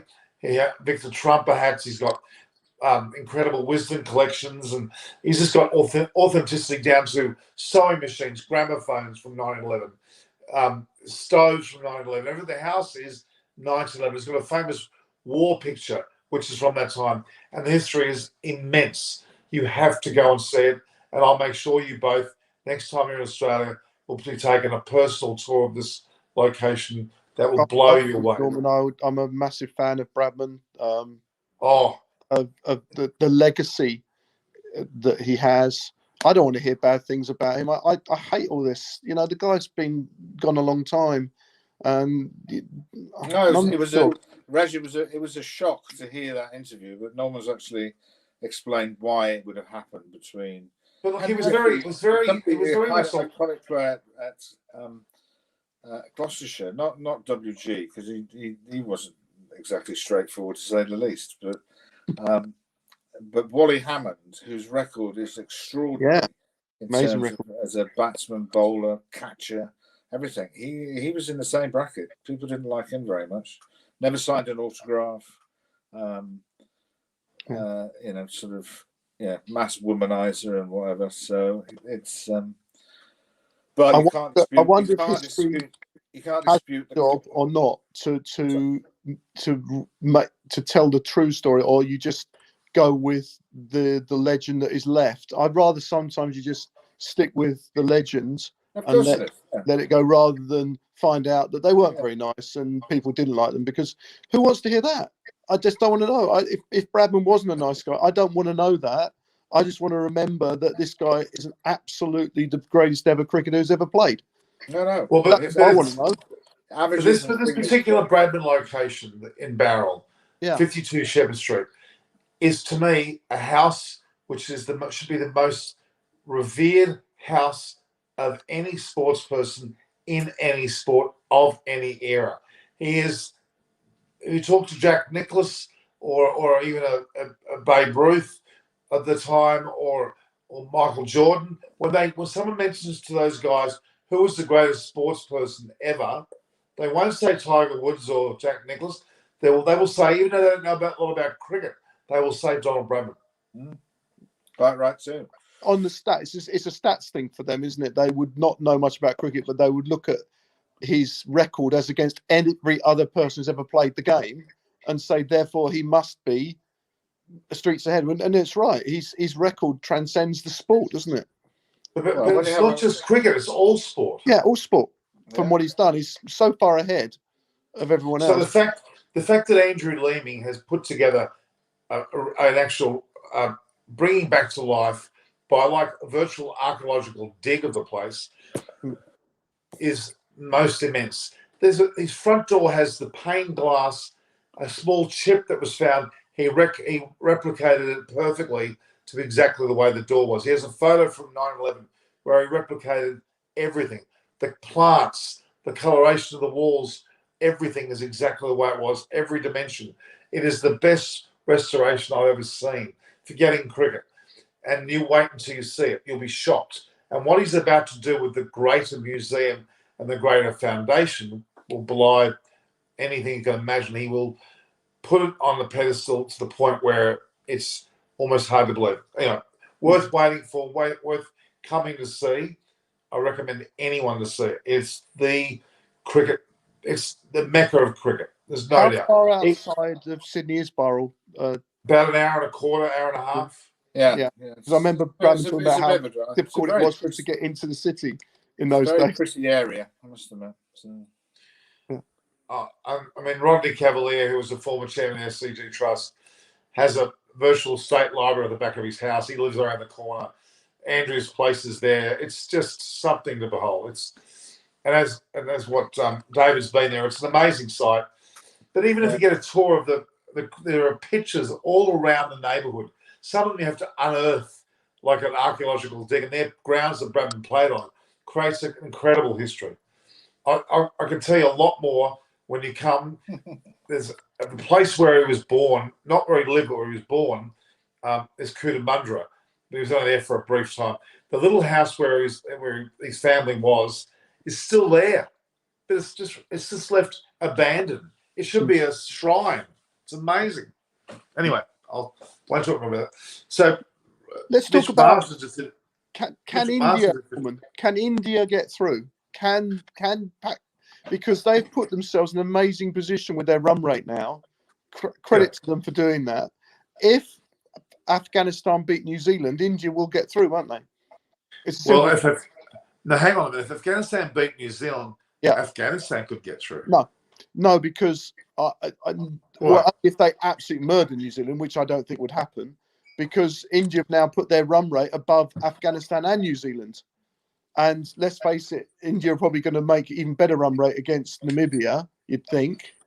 So, or whoever they're playing, Namibia, isn't it? So, that puts them in prime position if New Zealand slip up. I think if New I Zealand, think if Afghanistan, I think they prefer to bat first and try and get some runs on the board. And if they get sufficient, 150, 160, something like that, and they can get Guptill out straight away, their spinners, because Nabi didn't bowl a ball in the last match, so I don't know whether he was injured. Then they've had this rather odd thing of the bloke retiring in the middle of the tournament for some apparent reason. Yeah. One of their former captains. Yeah, I don't know what happened there. So I think that they can. And also, I think Rashid has got to. And this is only watching it on the TV, Reg. He's got to focus on what he's doing in his own team. He seems to be very pally with the opposition. A wink here, and a bit of a smile or whatever. He needs to be absolutely focused because they have a fantastic opportunity. Everybody thinks they're going to get through, but they could easily get through if they're not. If people. Afghanistan's net run rate is 1.481. Yeah. India's is 1.619. Yeah. They're in front, but not by. It's not a huge number. Yes, but India have got to win anyway. Otherwise, they haven't got a chance. So, assuming they're going to win, that their run rate has to increase anyway because they've won. And one would have thought playing Namibia, they will increase it enough that it will make it very hard for Afghanistan to catch that run rate. New Zealand have got to have a serious wobble, Reg, for them to lose. And also, you've got to bear in mind, Norman, that India are playing the day after. So if Afghanistan won, India will know whether they're batting first or batting second, exactly what they need to do. It'll be literally spelt out to them. They have to win at 12 overs or they have to win by 50 runs. They'll know exactly what the situation is, won't they?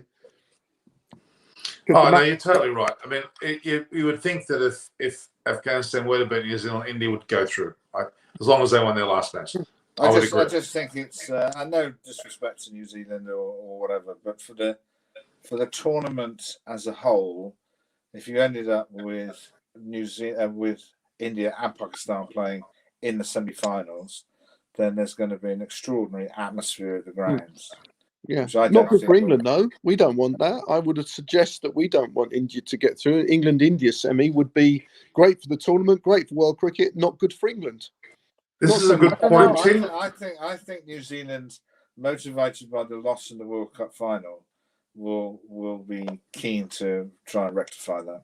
Yeah, but I'd rather be playing New Zealand in Abu Dhabi than India. I think we've got more chance of beating New Zealand, Norman. One, it's a spinners tournament, and India and New Zealand haven't really got a great one. Well, they've got Santner. Well, that's nothing to be worried about. Leg spinner, Reg. Dodi. Leave me out. I'd rather face him than I'd face Ashwin, Jadeja, and Chakravarti.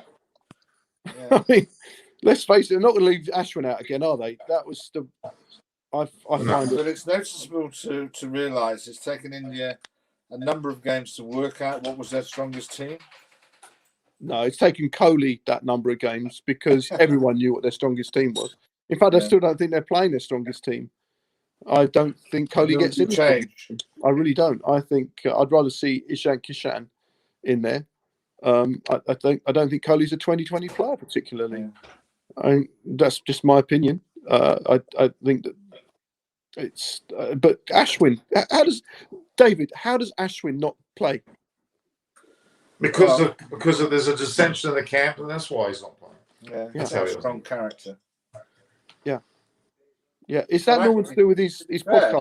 To be fair, even against Scotland, he was going around the park a bit. So. Well, Ashwin. Yeah, he's good though. Warner's 73 not out. Oh, don't talk about Warner. Mitchell Masters 53 not out. Spawning register. Warner's just hit another 6. Just can't. David, I can't bear Warner. I just can't bear him. He's not a nice person, is he really? So. I don't know him. I don't know much about him off the field from what I've only bits and pieces. But I'm going to guess that he's not everyone's favourite cup of tea. I don't know. Well, even his teammates don't care for him too much, do they? That's from what Well, they've struggled understand. to So defend some of his actions, I would have to say. Yeah. But, anyway, guys, I I'm would. going to have to peel off now because That's okay. my family has arrived. All right, Dave. It's been What fantastic time are having you on. What time's your next appointment? Oh, I'm going to be on every day now because we're getting close to the pointy end. So it'll probably be about, Oh, depending on what just- day time the games are on, it'll Just be in send me the conjunction link. with that. Send me the link and we'll go from there. Because You come on for the semi-final, David. Come and talk about the England-New Zealand semi. Well, you've got to be there when England plays, David. I'm expecting you there for the semi-final and final when England play. Yeah, no, they'll be there. Don't worry. They'll be. That'd be great.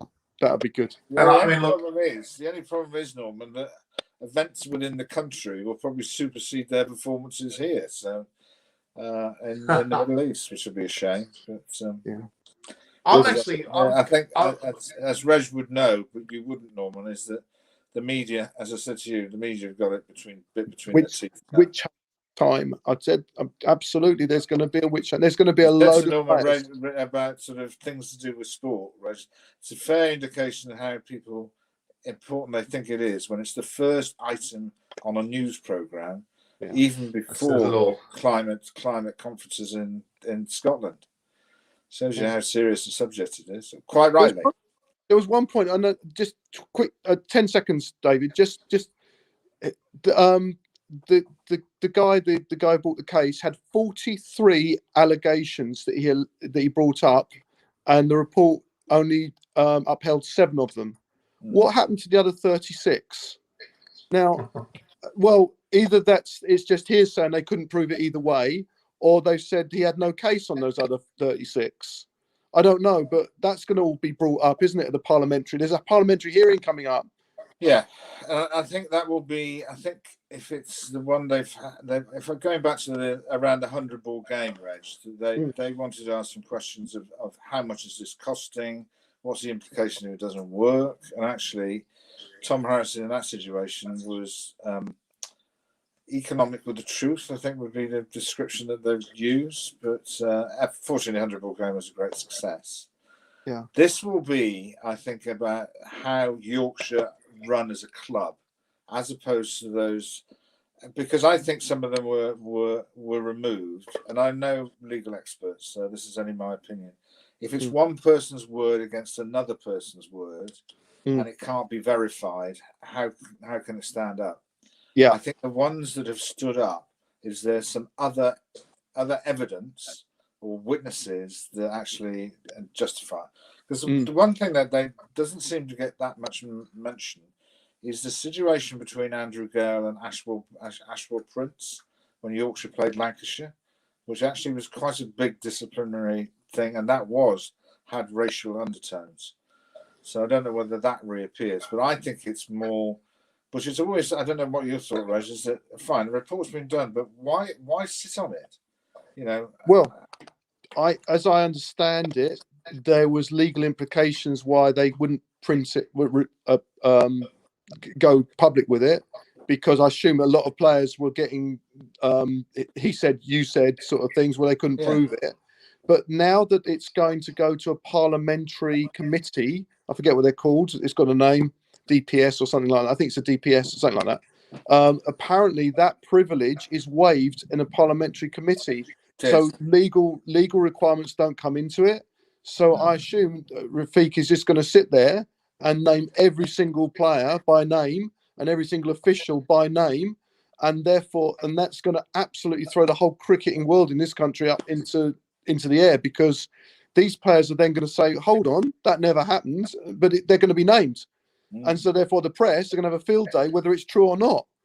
Well, I don't know the implications of the actions that have taken, how Yorkshire are going to continue. You haven't got any sponsors, you haven't got any international cricket, you've got a massive ground to maintain. That's going to be a major issue for them. It's going to be a shocker. This has got a long way to go, this story. Badly, they've already taken Michael Vaughan out of his radio show. Norman, did you know that? Michael Vaughan's been suspended from his radio show. He does a... I'm not surprised. I'm not surprised. But of course, he says, I never said it. He said it didn't happen. So another guy came along and verified it. That's the problem. Yeah, but Well, we it's not don't know like what his agenda is. It's all, you that's just, the thing. you know, Disingenuous. it's shame. It's got Reg, to, I'll see you So tomorrow. Australia have equalled. Episode Australia have 2. equalled West Indies score. They've lost a wicket, and it's interesting how Mitch Marsh just got out. Chris Gale has bowled the last over, and Chris Gale has got the last laugh. He's just taken a wicket. He's gallivanting around. He's just grabbed Mitch Marsh and jumped all over him. He's making a bit of a farce at the end of this game. Actually, I'm not impressed with Gale. He's making a bit of a comic sketch. That's not the way you end this. Obviously, it's his last row of World Cups. Clearly, yeah. Cheers, David. You have a good day, my friend. Thank you, David. Great to have you on. See you later, guys. Cheers. Book you in for the England games coming up. Right. Well, especially the definitely come up for that for the semi-finals and final. Thanks, David. See you later. Cheers, David.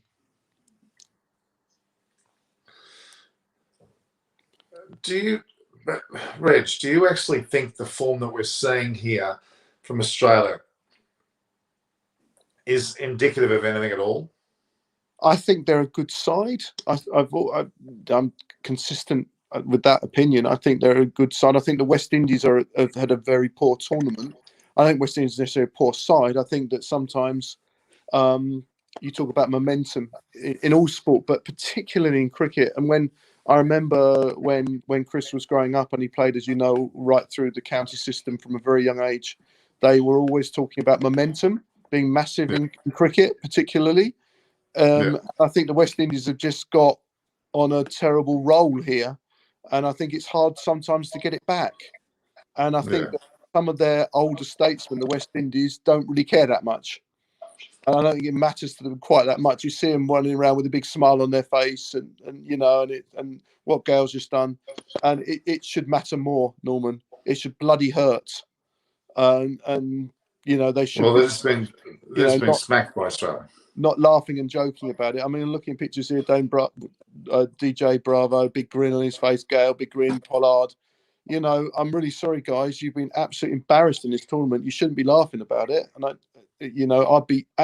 been in losing dressing rooms, Norman, and I've not been smiling. I've been. No, it frustrates me watching this actually. It's almost almost looks like a warm-up match that's down the park or something. Yeah. Exactly right, and now they're hugging and kissing. All the West Indians are hugging. The Warner's just won it, and we've got big smiles from the West Indians. They're all hugging and kissing Gale. It's like it didn't matter. It's like they've gone into the game. They don't really care, and they should bloody care because they've got some great, very proud supporters, and they've got a great heritage and tradition. When I was growing up, the West Indies were the side to be feared. They stuffed everybody in sight for 20 years. I think I'm right, Norman. You agree with me there? From the mid-70s. Absolutely. This is not the way a West Indies team would play back then. They would not fart us around with this and throw and get Roston Chase and Gale to finish the innings off.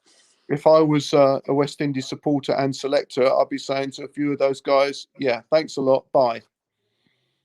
It's not the stage to be bucking around. Terrible scenes for me. All right. I don't mind them shaking hands when they're lost and saying well played, but when you're literally celebrating a loss, all right, Bravo's obviously this is him retired and Gale retired, but there are ways to do it, Norman. There are ways to do it, and I'm very embarrassed at this. But the thing is that even though Australia have just won this game relatively easily, I don't think they can take any of this form into the next round. I really don't. I mean. Look at the way that England beat Australia. They absolutely pulverised them. Yeah, we've got a better bowling attack, haven't we, than a couple of the sides I've come up against recently. They've looked good, Australia, but and I know I just said it earlier. Adil Rashid is a very, very fine. Do you know what? Adil Rashid should be playing Test cricket, Norman. If he was in the Ashes, I agree. Now that Stokes is back in, you could bring Rashid in. As your luxury. He's not a part of the squad, is he, though? No, he's not playing Test cricket. But if he could be persuaded just to change his mind, he would give a leg spin. Australia, as we know, is a good thing to have. As against a finger spinner, they generally have had a good record, haven't they, leg spinners? And such a good bowler, Norman. I mean, there we go. He's not playing, so that's what it is. But I think Australia coming up against better spinners, and they will going to probably play Pakistan if things go according to plan. I honestly, I know you're not going to agree with me, but I think Pakistan will win that I think very strong. No, I think Pakistan. Norman, go back to before the tournament. Who did I tell you? I thought was going to be in the final. I thought India. I know, and Simon Willis also. I did say Pakistan, but I wrongly said Australia. That was a mistake, and I wrongly said West Indies. Yeah, I thought Pakistan would perform well, not only because they're always in a major upheaval. So the fact that they're in upheaval this time makes no difference to them. They're used to that. And the fact that they've played most of their cricket for the last 10 years in the UAE means they know that's the key. And they've got some really, really good players. I mean, Barbara Azam is a lovely cricketer to watch. Crikey. You pay your money to go and watch players like that, don't you? But you've got to take your head off to the actual Pakistani team squad. I'm talking about the players. I'm talking about, obviously Matthew Hayden and Verlander have had an effect, and also Sir Claim, the bowler, is certainly proven to be a pretty good coach to these guys. It's intriguing because they did get rid of Waqar Younis, Wasim Akram, I think, or whoever. They got rid of quite a few notable players. But you know what I believe happened? Inzi was involved, wasn't he, as well? Yeah, but I think there may have been some egos involved there that didn't sit very well, and that's what may have been the case. And no, it wasn't Inzi. It was Misbah ul Haq. Oh, Misbah. Sorry, yeah. There's always egos in Pakistan cricket, Norman, and obviously the powers that be above the team and the management are big egos as well. So it's always a big battle, isn't it? But I do think getting someone like Matthew Hayden. Did you say it's Vernon Philander is involved? Yeah, yeah. I mean, these are. I mean, I'm a big fan of Matty Hayden as a cricketer. We spoke about that many months ago as well. I'm a big supporter. I loved it. He's a very warm and engaging fellow, and that's what his success would have been in that group. Yeah, I mean, I wouldn't know him at all like that. For me, he strikes as a big, arrogant monster of a man because I don't know him. I just watch the way he played his cricket. No, he's not. He's a gentle giant. But him playing cricket was I hated it. I hated him playing England. He walked down the wicket in the first over and hit it through extra cover for 4. Awesome. Bloody brilliant to watch, Hayden. What a player. So if he can give that, and you can see someone like Harris Ralph, who I know you know well, but he strikes me Harris Ralph quite a humble guy who's appreciating his rise in cricket.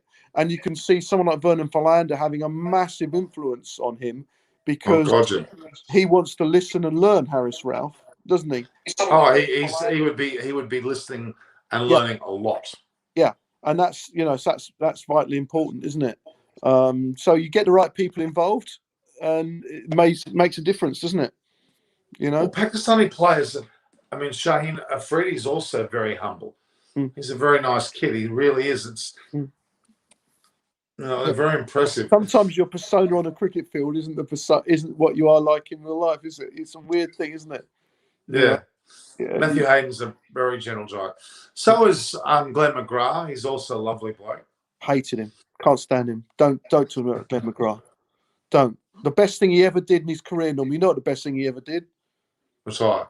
We stood on that bloody football at Trent Bridge before the second test of the 2005 series. Thank God he did that. Not only did it give us the greatest test series of history, but it also meant that England won a bloody Ashes series. Because if he hadn't stood on that the toss is due here for this England versus Are they? Is it coming on now? I haven't got it on. Sorry, I'm watching a bit of snooker. 29 minutes to go. All right. They'll have it on the telly here. I'm sure I'll keep you abreast of what's going on. So we think that the semi-finals are fairly well done and dusted, don't we? It's Pakistan. Well, England and Australia are through now, I'd say, and so is Pakistan. I don't think South Africa can get through, can they? Unless they've got to massacre England by a big. They won't. No, because Australia. England better smash them because they did it to Australia. But if they don't, then the South Africa would have to win by, because the run rate. The Australia have just increased it anyway. You'll probably, I haven't got a table in front of me because I'm on my mobile. I wouldn't be able to look at. I cut myself off if I had a look. But I would imagine that South Africa would have to win by in either 11 overs or by 70 runs or something, which is I will find unlikely. So it's going to be Pakistan versus Australia, and England versus India or New Zealand. Well, no, India or Afghanistan, isn't it? Because New Zealand's and or India. Yeah. Because I don't think Pakistan. If Afghanistan win well, they still could sneak in. They could sneak in. I think that's very unlikely. So it's either in India or New Zealand. Yeah. Okay. No, I agree. I agree that it's unlikely, but you've got to give it to Afghanistan. They're actually putting themselves in the picture here to actually get away with this. Quite remarkable. But I don't think they've got a win by that magnitude in them. I think they've win them, but they'd have to beat New Zealand by a considerable margin to then put their run rate above India's. I think that'll be the thing, because India are going to stuff Namibia. Yeah, it does look like there's a word here about. There is word about. It looks like Mark Wood's going to get a Guernsey today. Yeah, I thought he might. I thought Willie would have got a Guernsey. Anyway. They like Mark Wood, Norman. We've spoken about this, and I think they see that pace as vital in the mid overs. I don't think he'll open the bowling. I think he'll bowl in the 8 to 15 over spell, where pace can make a difference. That's what I think for Mark Wood. I do think, though, in this tournament, Norman, you talk about small things. I think the way England have won the toss and the bowling. There's a surprise. Norman. So they're taking it seriously then. Well, that's just about smashed South Africa out of the park. Just showing the toss here now. They're showing it. Is it not live? Then you say they've already done the toss, have they? Yeah. Okay. You're right. Morgan won the toss. I like to bowl. Yeah. So what I was going to say about the small things is, for India, I think the tiny little things have just gone against them. What I mean by that is they always start tournaments badly. All their fans will tell you they're not a great starter of a test series or a tournament by not playing the minnows at the top. If their first game had been against Scotland or Namibia, I think they could have had a bit of a slowish start. They still would have won, and all of a sudden they're up and running in the tournament. By playing all the main sides, New Zealand and Pakistan, their first two games, and having a week's break as well between those two matches, that just didn't help them. It really didn't, and it's come back to haunt them a little bit. Now you can't blame the way the tournament. It's just under draw. I'm sure it was just drawn out of a hat the way the matches were going to be played. But if their first game had been against Namibia or Scotland, I think you would have found India would be in a semi-final. I really do. I agree. They played the hardest game first. Yeah, but that's just the way it is. That happens to all sides in various times, doesn't it? We've all sat there and thought, "Oh, that's not a good draw." You just have to get on with it, and you have to plan accordingly. So, is it late then? Normally, it's only about 11:30, isn't it, or is it 12:30? It's 12:30, 12:30. That's early for you. You'll be off out meeting your lady friends, right? You're not after this, Norman. How was Diwali? The partner was supposed to be on the show. And I met up with Shimon the other day, and she was supposed to be on the show too. I imagine a partner still recovering from Diwali celebrations with you, Norman. Well, Shimona played today. I think she played cricket. Oh, she played cricket today. So the results. This is England win the toss and bowl. The results have suggested that chasing does help, says Morgan, having experience trying to defend with a dew in their last match against Sri Lanka. Wood is the man to come in for Mills. England otherwise unchanged. So Wood's in. And unchanged. South Africa unchanged as well. I'm just looking at the side here. They're unchanged. Oh, the last game, I've never seen anything quite like it when England played. Obviously, I watched England games more closely. That year was terrible. Crikey, it was absolutely soaking wet, that ground, to play with. That's changed. I've never seen them change a ball because it was so wet. I know it has happened, but I couldn't remember seeing it. The ball was so wet, that's changed. And the towel they were using to dry it, that's changed the towel. It was absolutely wringing wet. That's I'm sad for Tyler Mills because he was looking good and could have put a big stamp on his position in the side. But anyway, no, Norm, we've had terrible injury problems. He had back surgery in the summer, last summer, I think last summer. He's struggled. He can't play anything more than 20 over cricket. That's all he plays. He doesn't play any other cricket at all because he plays it well. But he plays it well. Yeah, and he's a nice lad too. He's a nice lad. You know him? No, I don't. I don't know if Chris has met him. I think Chris might have played against him. I think Chris mentioned that he did. Yeah, Chris faced a few quick bowlers in his time, and as a parent, you sitting behind, you're ducking behind your hat and your jumper, and you're going, "Oh my God, he's going to give him one up in his head in a minute." I remember Steve Finn. Brown says Group 1 is lovely. Last match, and they still haven't finished the decided on the second. Yeah, so you have to win by a big total here. Sorry. Hang on then. Bavuma says he would have bowled too. Of course he would have. We're going to have to start well with the bat. It can be tough starting off here, but I will have to see what total we can put up.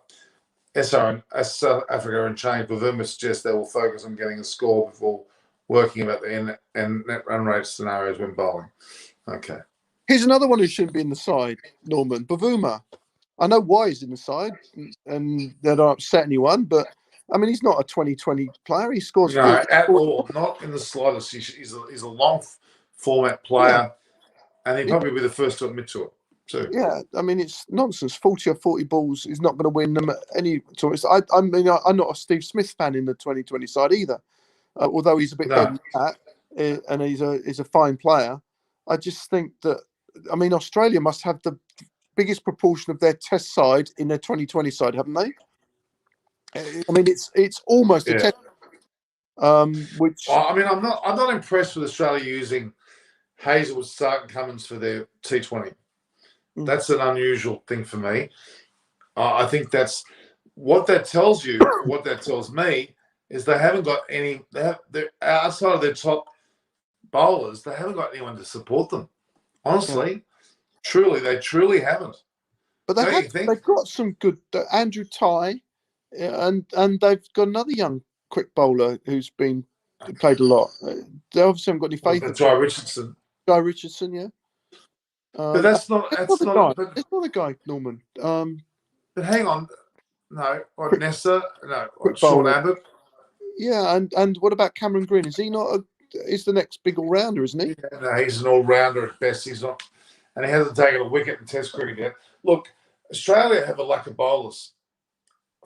Lack of bowlers, crikey! They've got the best four in the world. Near enough. Yeah, but that's the fact of it. That's all. If you go beyond that, they haven't. Are you saying to me that when they retire, which they're going to sort of getting towards Nathan Lyon, Stark, and Hazel? Well, Hazel was a bit younger, but Stark and Lyon must be getting a little bit towards the end. Are you saying there's no one coming in? They've got I just think Australia are very, very much over reliant on Hazel, Stark, and Cummins. And obviously Lyon as well there from a Test perspective. Adam Zampa's come to the fore, but that's it. Would you see Zampa as a Test match player of the future then? I think he deserves to be. Yes, he could well have follow Lyon. Why not? Does he spin it enough in the Test arena? Will he? Is he? I mean, I haven't seen Lovin bowl, so but he's going to have to give it a bit more tweak. He normally gives it a real rip. Oh, okay. So, yeah, it's obviously different. 2020 cricket's very different. Yeah, okay. Well, it'll be exciting to see. Any leg spinners exciting to see in Test match cricket, isn't it? But he's been pigeonholed as a short form bowler. without doubt. Yeah, And his but IPL success is enormous. The live IPL's been very good for 37? Zampa. The Yeah. IPL's been very good for Zampa. Oh yeah, it brings them onto the big stage and having to bowl in pressure situations, doesn't it? And also getting a lot more cricket. There's a lot of cricket in the IPL, so these guys are getting much more match experience. Did you read that from Barat? No, I can't read it. I've got my glasses on, Norman, but I can't read that. A Pom supporting an Aussie team and an Aussie not supporting the Aussie team. I have seen everything now. Okay. I would like to say to Baram, I support cricket. I would like to think that I'm slightly biased in Same England's here. favour, as you'd expect, but I would try and give an honest, rational point of view. It might not seem that way, but I will try. Unlike you, Norman, 7-0. I mean, crikey, that was ridiculous. I'd stop. That's an Adam Holyoke hangover. That's not for me. And what are they saying? They're saying that a 61 run for South Africa, where England's at run. Okay. They're saying that South Africa would win by 61 runs or something like that. And okay, so South Africa are batting first. Right, so they'd have to win by 61 runs. Because England's, it doesn't matter how quickly England get bowled out, they still counts as 20 overs, doesn't it? That's how net run rate works. You are deemed to have played your full 20 overs. So they need to 61 runs. So they've got to basically look to score 180, 170, and bowling England out for 110, 120. It's not going to happen. Could happen. That could happen, Norman, but I'd be interested to see them score 180 against this England attack. We'll see, won't we? I can't see New Zealand scoring 180 against this England attack we semi-final go. I think New Zealand have done well, but they haven't been, apart from Gutzel, no one's been really. Mitchell scored some runs, but it was in a game where they were winning easily. England should smash New Zealand, and Pakistan should do a number on Australia. That would be fair. There would be fair positioning of England versus Pakistan in the final. That would be fair. As we stand today, as the tournament is at this moment in time, the two best sides have been England and Pakistan by a long way at this moment in time on performances, isn't it? I know the tables haven't lied here. So if it was an England-Pakistan final, it could be a great game, and the toss will be massively important. I'm sure Morgan has won most of the tosses. I think he's only lost one. Will be desperately hoping he can win two more. That's for sure. You'd have to argue that South Africa are going to be they can't win this. And it could be his last two games, Morgan. Whether he's going to go on for, I don't think he'll play next year. I don't think he'll go on to Australia. How old is Morgan? He 36 maybe. He's not Right. massively old, but he's not playing any other forms of cricket at the moment, and his form's been down. And he made a decision when we won the World Cup 2 years ago. He was debating whether to carry on then, but I can guarantee if we win this, he'll go out on a high. As you would say, Norman, what a time to go out. No side has held both belts, if you like, both cups jointly. No side has ever been in holder of the 20 and the 50 over competition, have they? So I would be surprised. Australia have not gone close to winning a World Cup at T20 level, so this would be a big first for them. If Australia win this tournament, that would be a major surprise to me and Norman. Although less to me, but more to Norman. And you'll be eating big slices of humble pie, Norman. Oh, look, I'd be shocked if they win. I'll be happy for them to win. But if it's based, look, Warner's just scored 85, okay, but against a very substandard West Indian bowling attack with Chris Gale bowling the last over the innings, it was immediately a faux pas there. Yeah. But Australia can surprise everybody if they make the semi-finals. That's going to be a big surprise. If they make the final, it'll be an even bigger surprise. If Australia were to win this tournament, Norman, would that strengthen Aaron Finch's position as the next Australian Test captain? Yes. Because that's what you think's going to be, doesn't it? Yeah. No chance. No, How can you say that? No one's better down that opening position with not with good Warner. enough. He's not good enough, Finch. He's not a good enough player. Australia would never make a player. Well, Owen Morgan hasn't been scoring runs either, but he's floating around. But he's not going to be England Test captain, is he? If they don't need him because they've got Joe Root. Finch doesn't even make the team. I bet he's not even in the squad of 32 players if they pick one like that. Surely he's not even in the squad, is he? The Test squad. If he wins this T20 tournament, he'll be in a lot of teams. I'll say. He's the captain. He's obviously the captain of our T20 side, right? Do you obviously believe, Norman, that he's going to be the next Test captain? Well, I'm not saying it's out and out, but he deserves to be given a thought. His team harmony is really, really, really high. Because you think Payne will go on for this series, the Ashes, won't he? Payne's going to captain the Ashes team for this series, yeah? Payne. Payne. Yeah. He's locked in. Yeah, okay, but then that's it. You think he won't? Because do they go? Where do they go? Do they go to South Africa? Where do they go after Ashes? Is it West Indies? No, England go West Indies. I think people are coming here still. I think we've got a tournament. New Zealand. New Zealand are coming for something, aren't they? Have got against New Zealand as well. But do you think will then step down after the Ashes? Do you think that's his swan song? Who? Payne. Yeah, he will.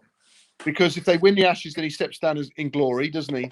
And if they lose the Ashes to England, he gets sacked anyway. So it's going to be it, isn't it? I think that he will have a very positive end, and you've got to give credit to him because he had to come in trying circumstances, and that's to be respected, honestly. Yeah, honestly. And he comes over as a good guy. So it's going to be Steve Smith, isn't it? Next captain, surely. Yeah, well, Steve Smith's not the next captain. Brad Haddon said today on the news that he thought that Pat Cummins should be, but he won't be. It was interesting. They talked to Adam Gilchrist today too about Adam Gilchrist went through a lot of his history. Geez, he's an interesting guy to listen to. Very clever guy and very clear thoughts. Very, very impressive. And what does he think? Did they say who he thinks the captain will be? No, he didn't say. He wasn't asked that question. No. Yeah. No. I'm trying to think of who it could be. Because there's no obvious candidate. Bringing a guy in who's not in the side to captain is not the Oz way. I was saying it's captain nobody, so he won't be. It's going to be. I wouldn't mind. I wouldn't mind saying. Look, I think that Collage is also possible. Does he captain his state? He won the Sheffield Shield as Queensland captain. Okay. Did he score? It was a very tough effort. To be honest, did a very good job. Is it still called the Sheffield Shield, Norman? Sorry? Is it still called the Sheffield Shield? It was called something else. It's back to Sheffield Shield. All right, I was going to say, because I always think of it as a Sheffield Shield as well. It shouldn't be anything different than that. It always should be called that. It's that sponsorship, isn't it? Often. Yeah, but can't the sponsors call it, Sheffield Shield by Coke by... They can do something other than just to change the name of the shield doesn't necessarily make it a marketing bonanza. They can still say Sheffield Shield sponsored by Coke, sponsored by. Yeah. That to me would be more effective. We had the Premier League football they call it the Premier League, and Barclays came in, and I think they said the English Premier League sponsored by Barclays. I think that's the way they termed it, or the Barclays Premier League, or they still kept it. That's at least it gives credit to both the name of what it is and to a sponsor. Yeah, absolutely. Well, Norman, I'm going to love you and leave you, and we'll enjoy the cricket, and hopefully England get a win. And then I shall be watching with interest the New Zealand-Afghanistan game tomorrow, with a lot of interest. And whether Chris comes on and takes the flak that he was getting yesterday, I know he couldn't get on. He was desperate, absolutely desperate to come on and defend himself against all that criticism, but he just couldn't. He was busy, unfortunately. That's right. He'll come in due time. I'm sure he'll come on and defend himself because he certainly got some stick yesterday, which was very enjoyable. So, But I shall hopefully see you soon, Norman. Thanks for having me. All right. Thank you. Thank you very Take much, care. Reg. Cheers, everyone. Cheers. Thank Bye. you. Thank you. Great having both David Graveney and then Reg Vernon there on the show. They're very informative about England, about the cricket at large, the Yorkshire Cricket Club saga that's going on as well. That's quite horrific, quite damaging indeed. So yes, West Indies all 7 for 157 in their 20 overs, but then Australia came on and lost 2 wickets for 161, knocking their total off in some 16.2 overs. Not a bad effort. Warner actually played pretty well. West Indies didn't bowl well, nor did they bat well. And South Africa at this point are going to be out there to bat with England winning the toss and bowling. The change in the Simon Mills obviously is out because of injury. Mark Wood is in, and there's no change to the South African side. So there you go. There's some pretty significant moves there, guys. All right, let's have a look at that guy on the field here.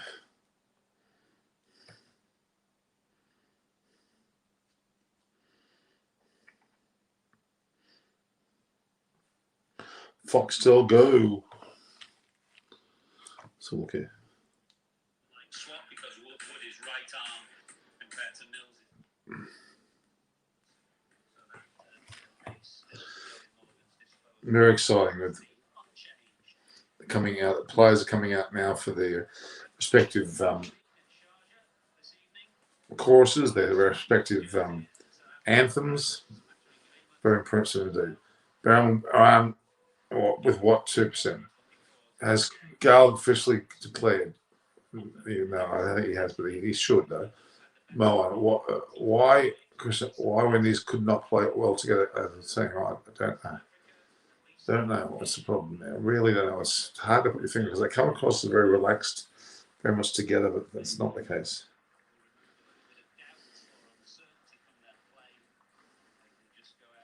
So sing the national anthems now. It's a very impressive start.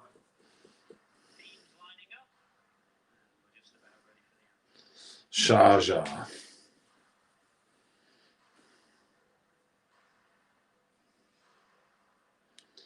The Vuma's ball is distinctly thicker because he's let it grow.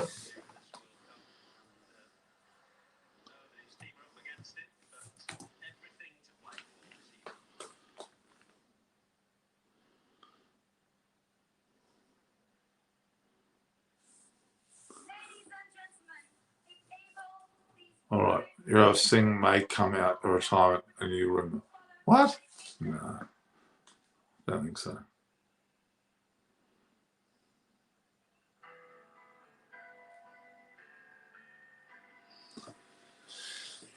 This is Barama. So, Norman, please pray for tomorrow for Afghanistan. We all will be praying for Afghanistan to win.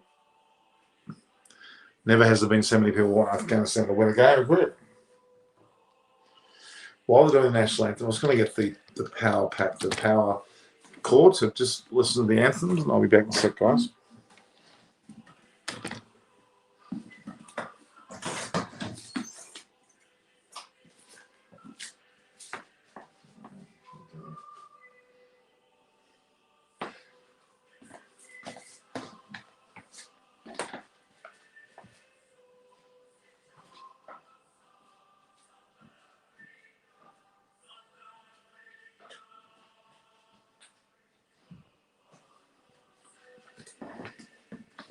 Back in a sec, guys.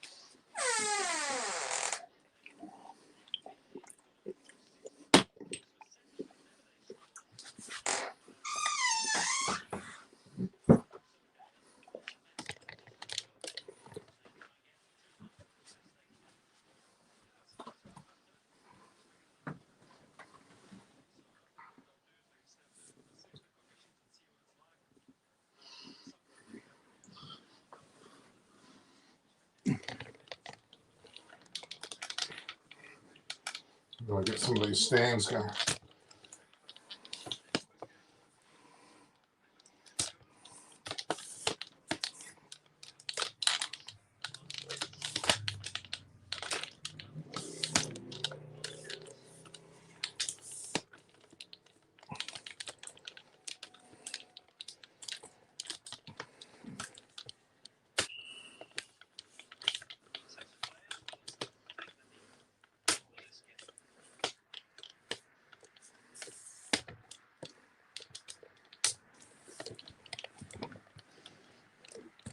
All the players are going down on their knees there very dutifully. I don't know whether there's any.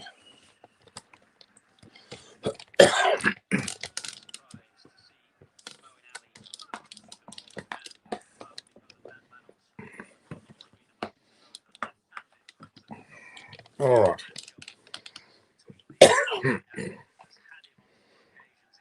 So as we can say, Angel Wings. Hello, gang. Angel Wings. I mean, what if Afghanistan beat New Zealand and then Namibia beat India? Oh my God, the tragedy. It would be a tragedy.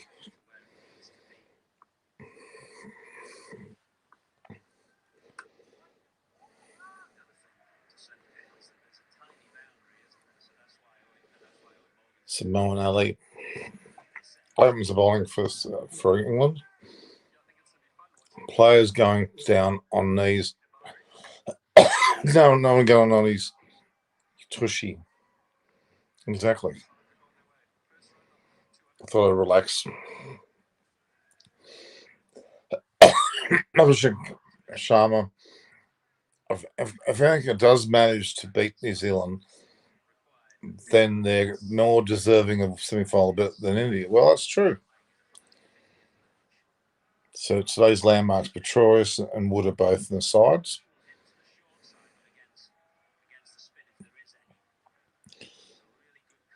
Moments behind to Quinton de Kock.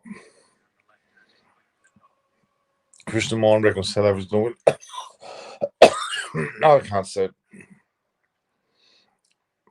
Unless, of course, England deliberately lose. That's a possibility. So we're looking at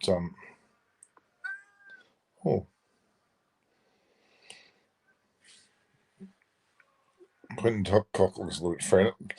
England have got Jason Roy and Butler batting. For God's sake, and Moen Ali and Morgan. They're going to get Bairstow back for the Test series. Oh, God. De Kock's gone for an aggressive 6 immediately.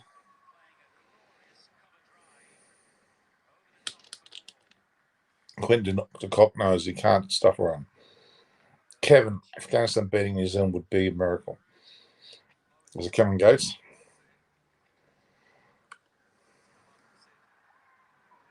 To the second 6?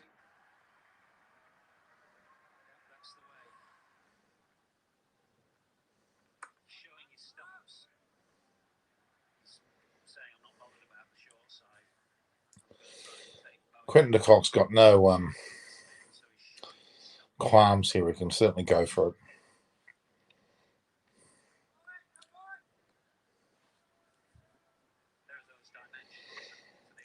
Just to let you know, I've been on air for 2.5 hours, guys, and we're into Moen Ali's very deep points and gullies there.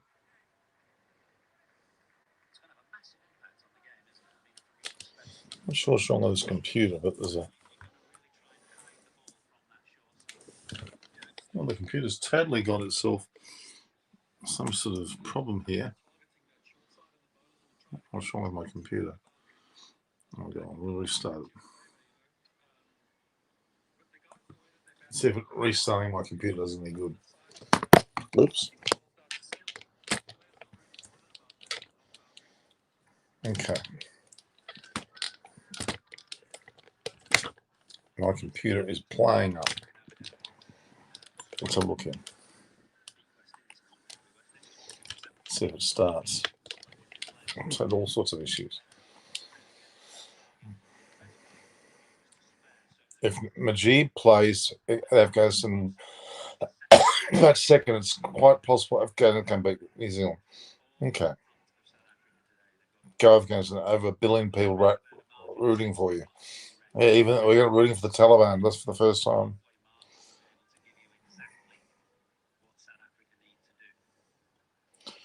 Chris Wokes is coming in for the second over.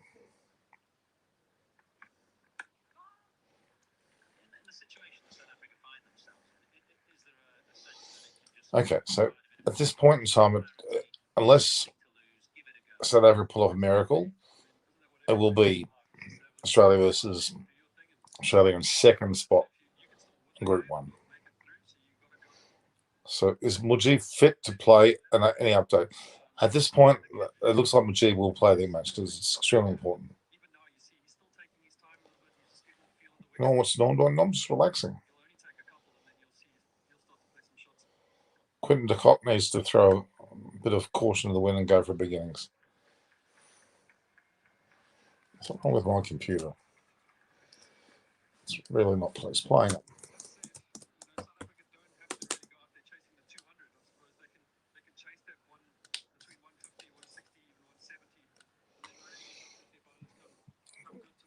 Joel Wilson extending his 37th match. None for 7 is the score after some 1 point. So it was Chris Brown as the other umpire.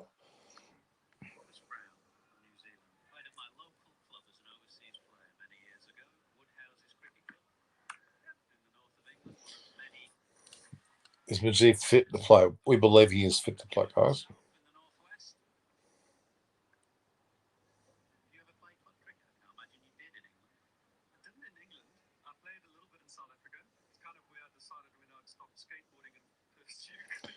We've finally got a start to my computer.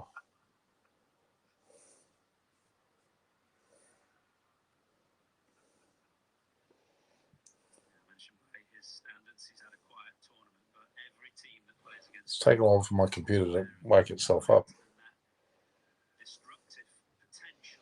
Owen Morgan must be a great captain. That's all I can say.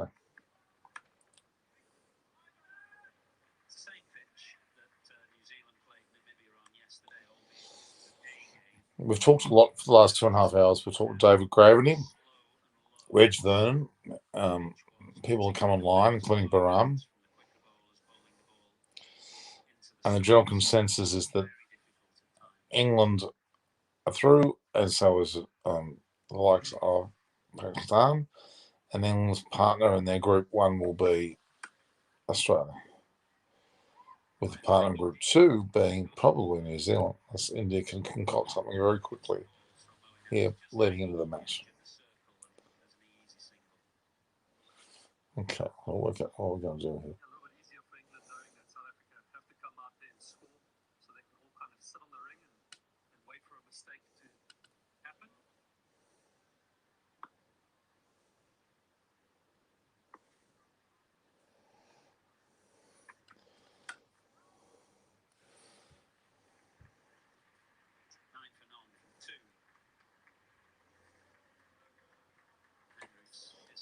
Asking to restore a session.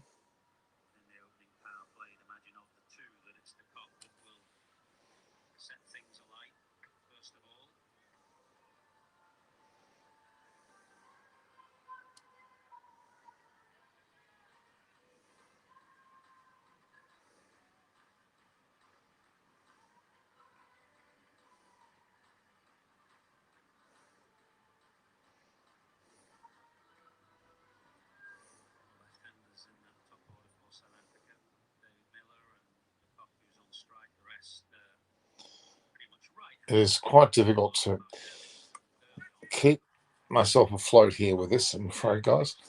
So at this point in time, South Africa, well, they're starting with a reasonable start. Some websites no longer support Internet Explorer. Okay.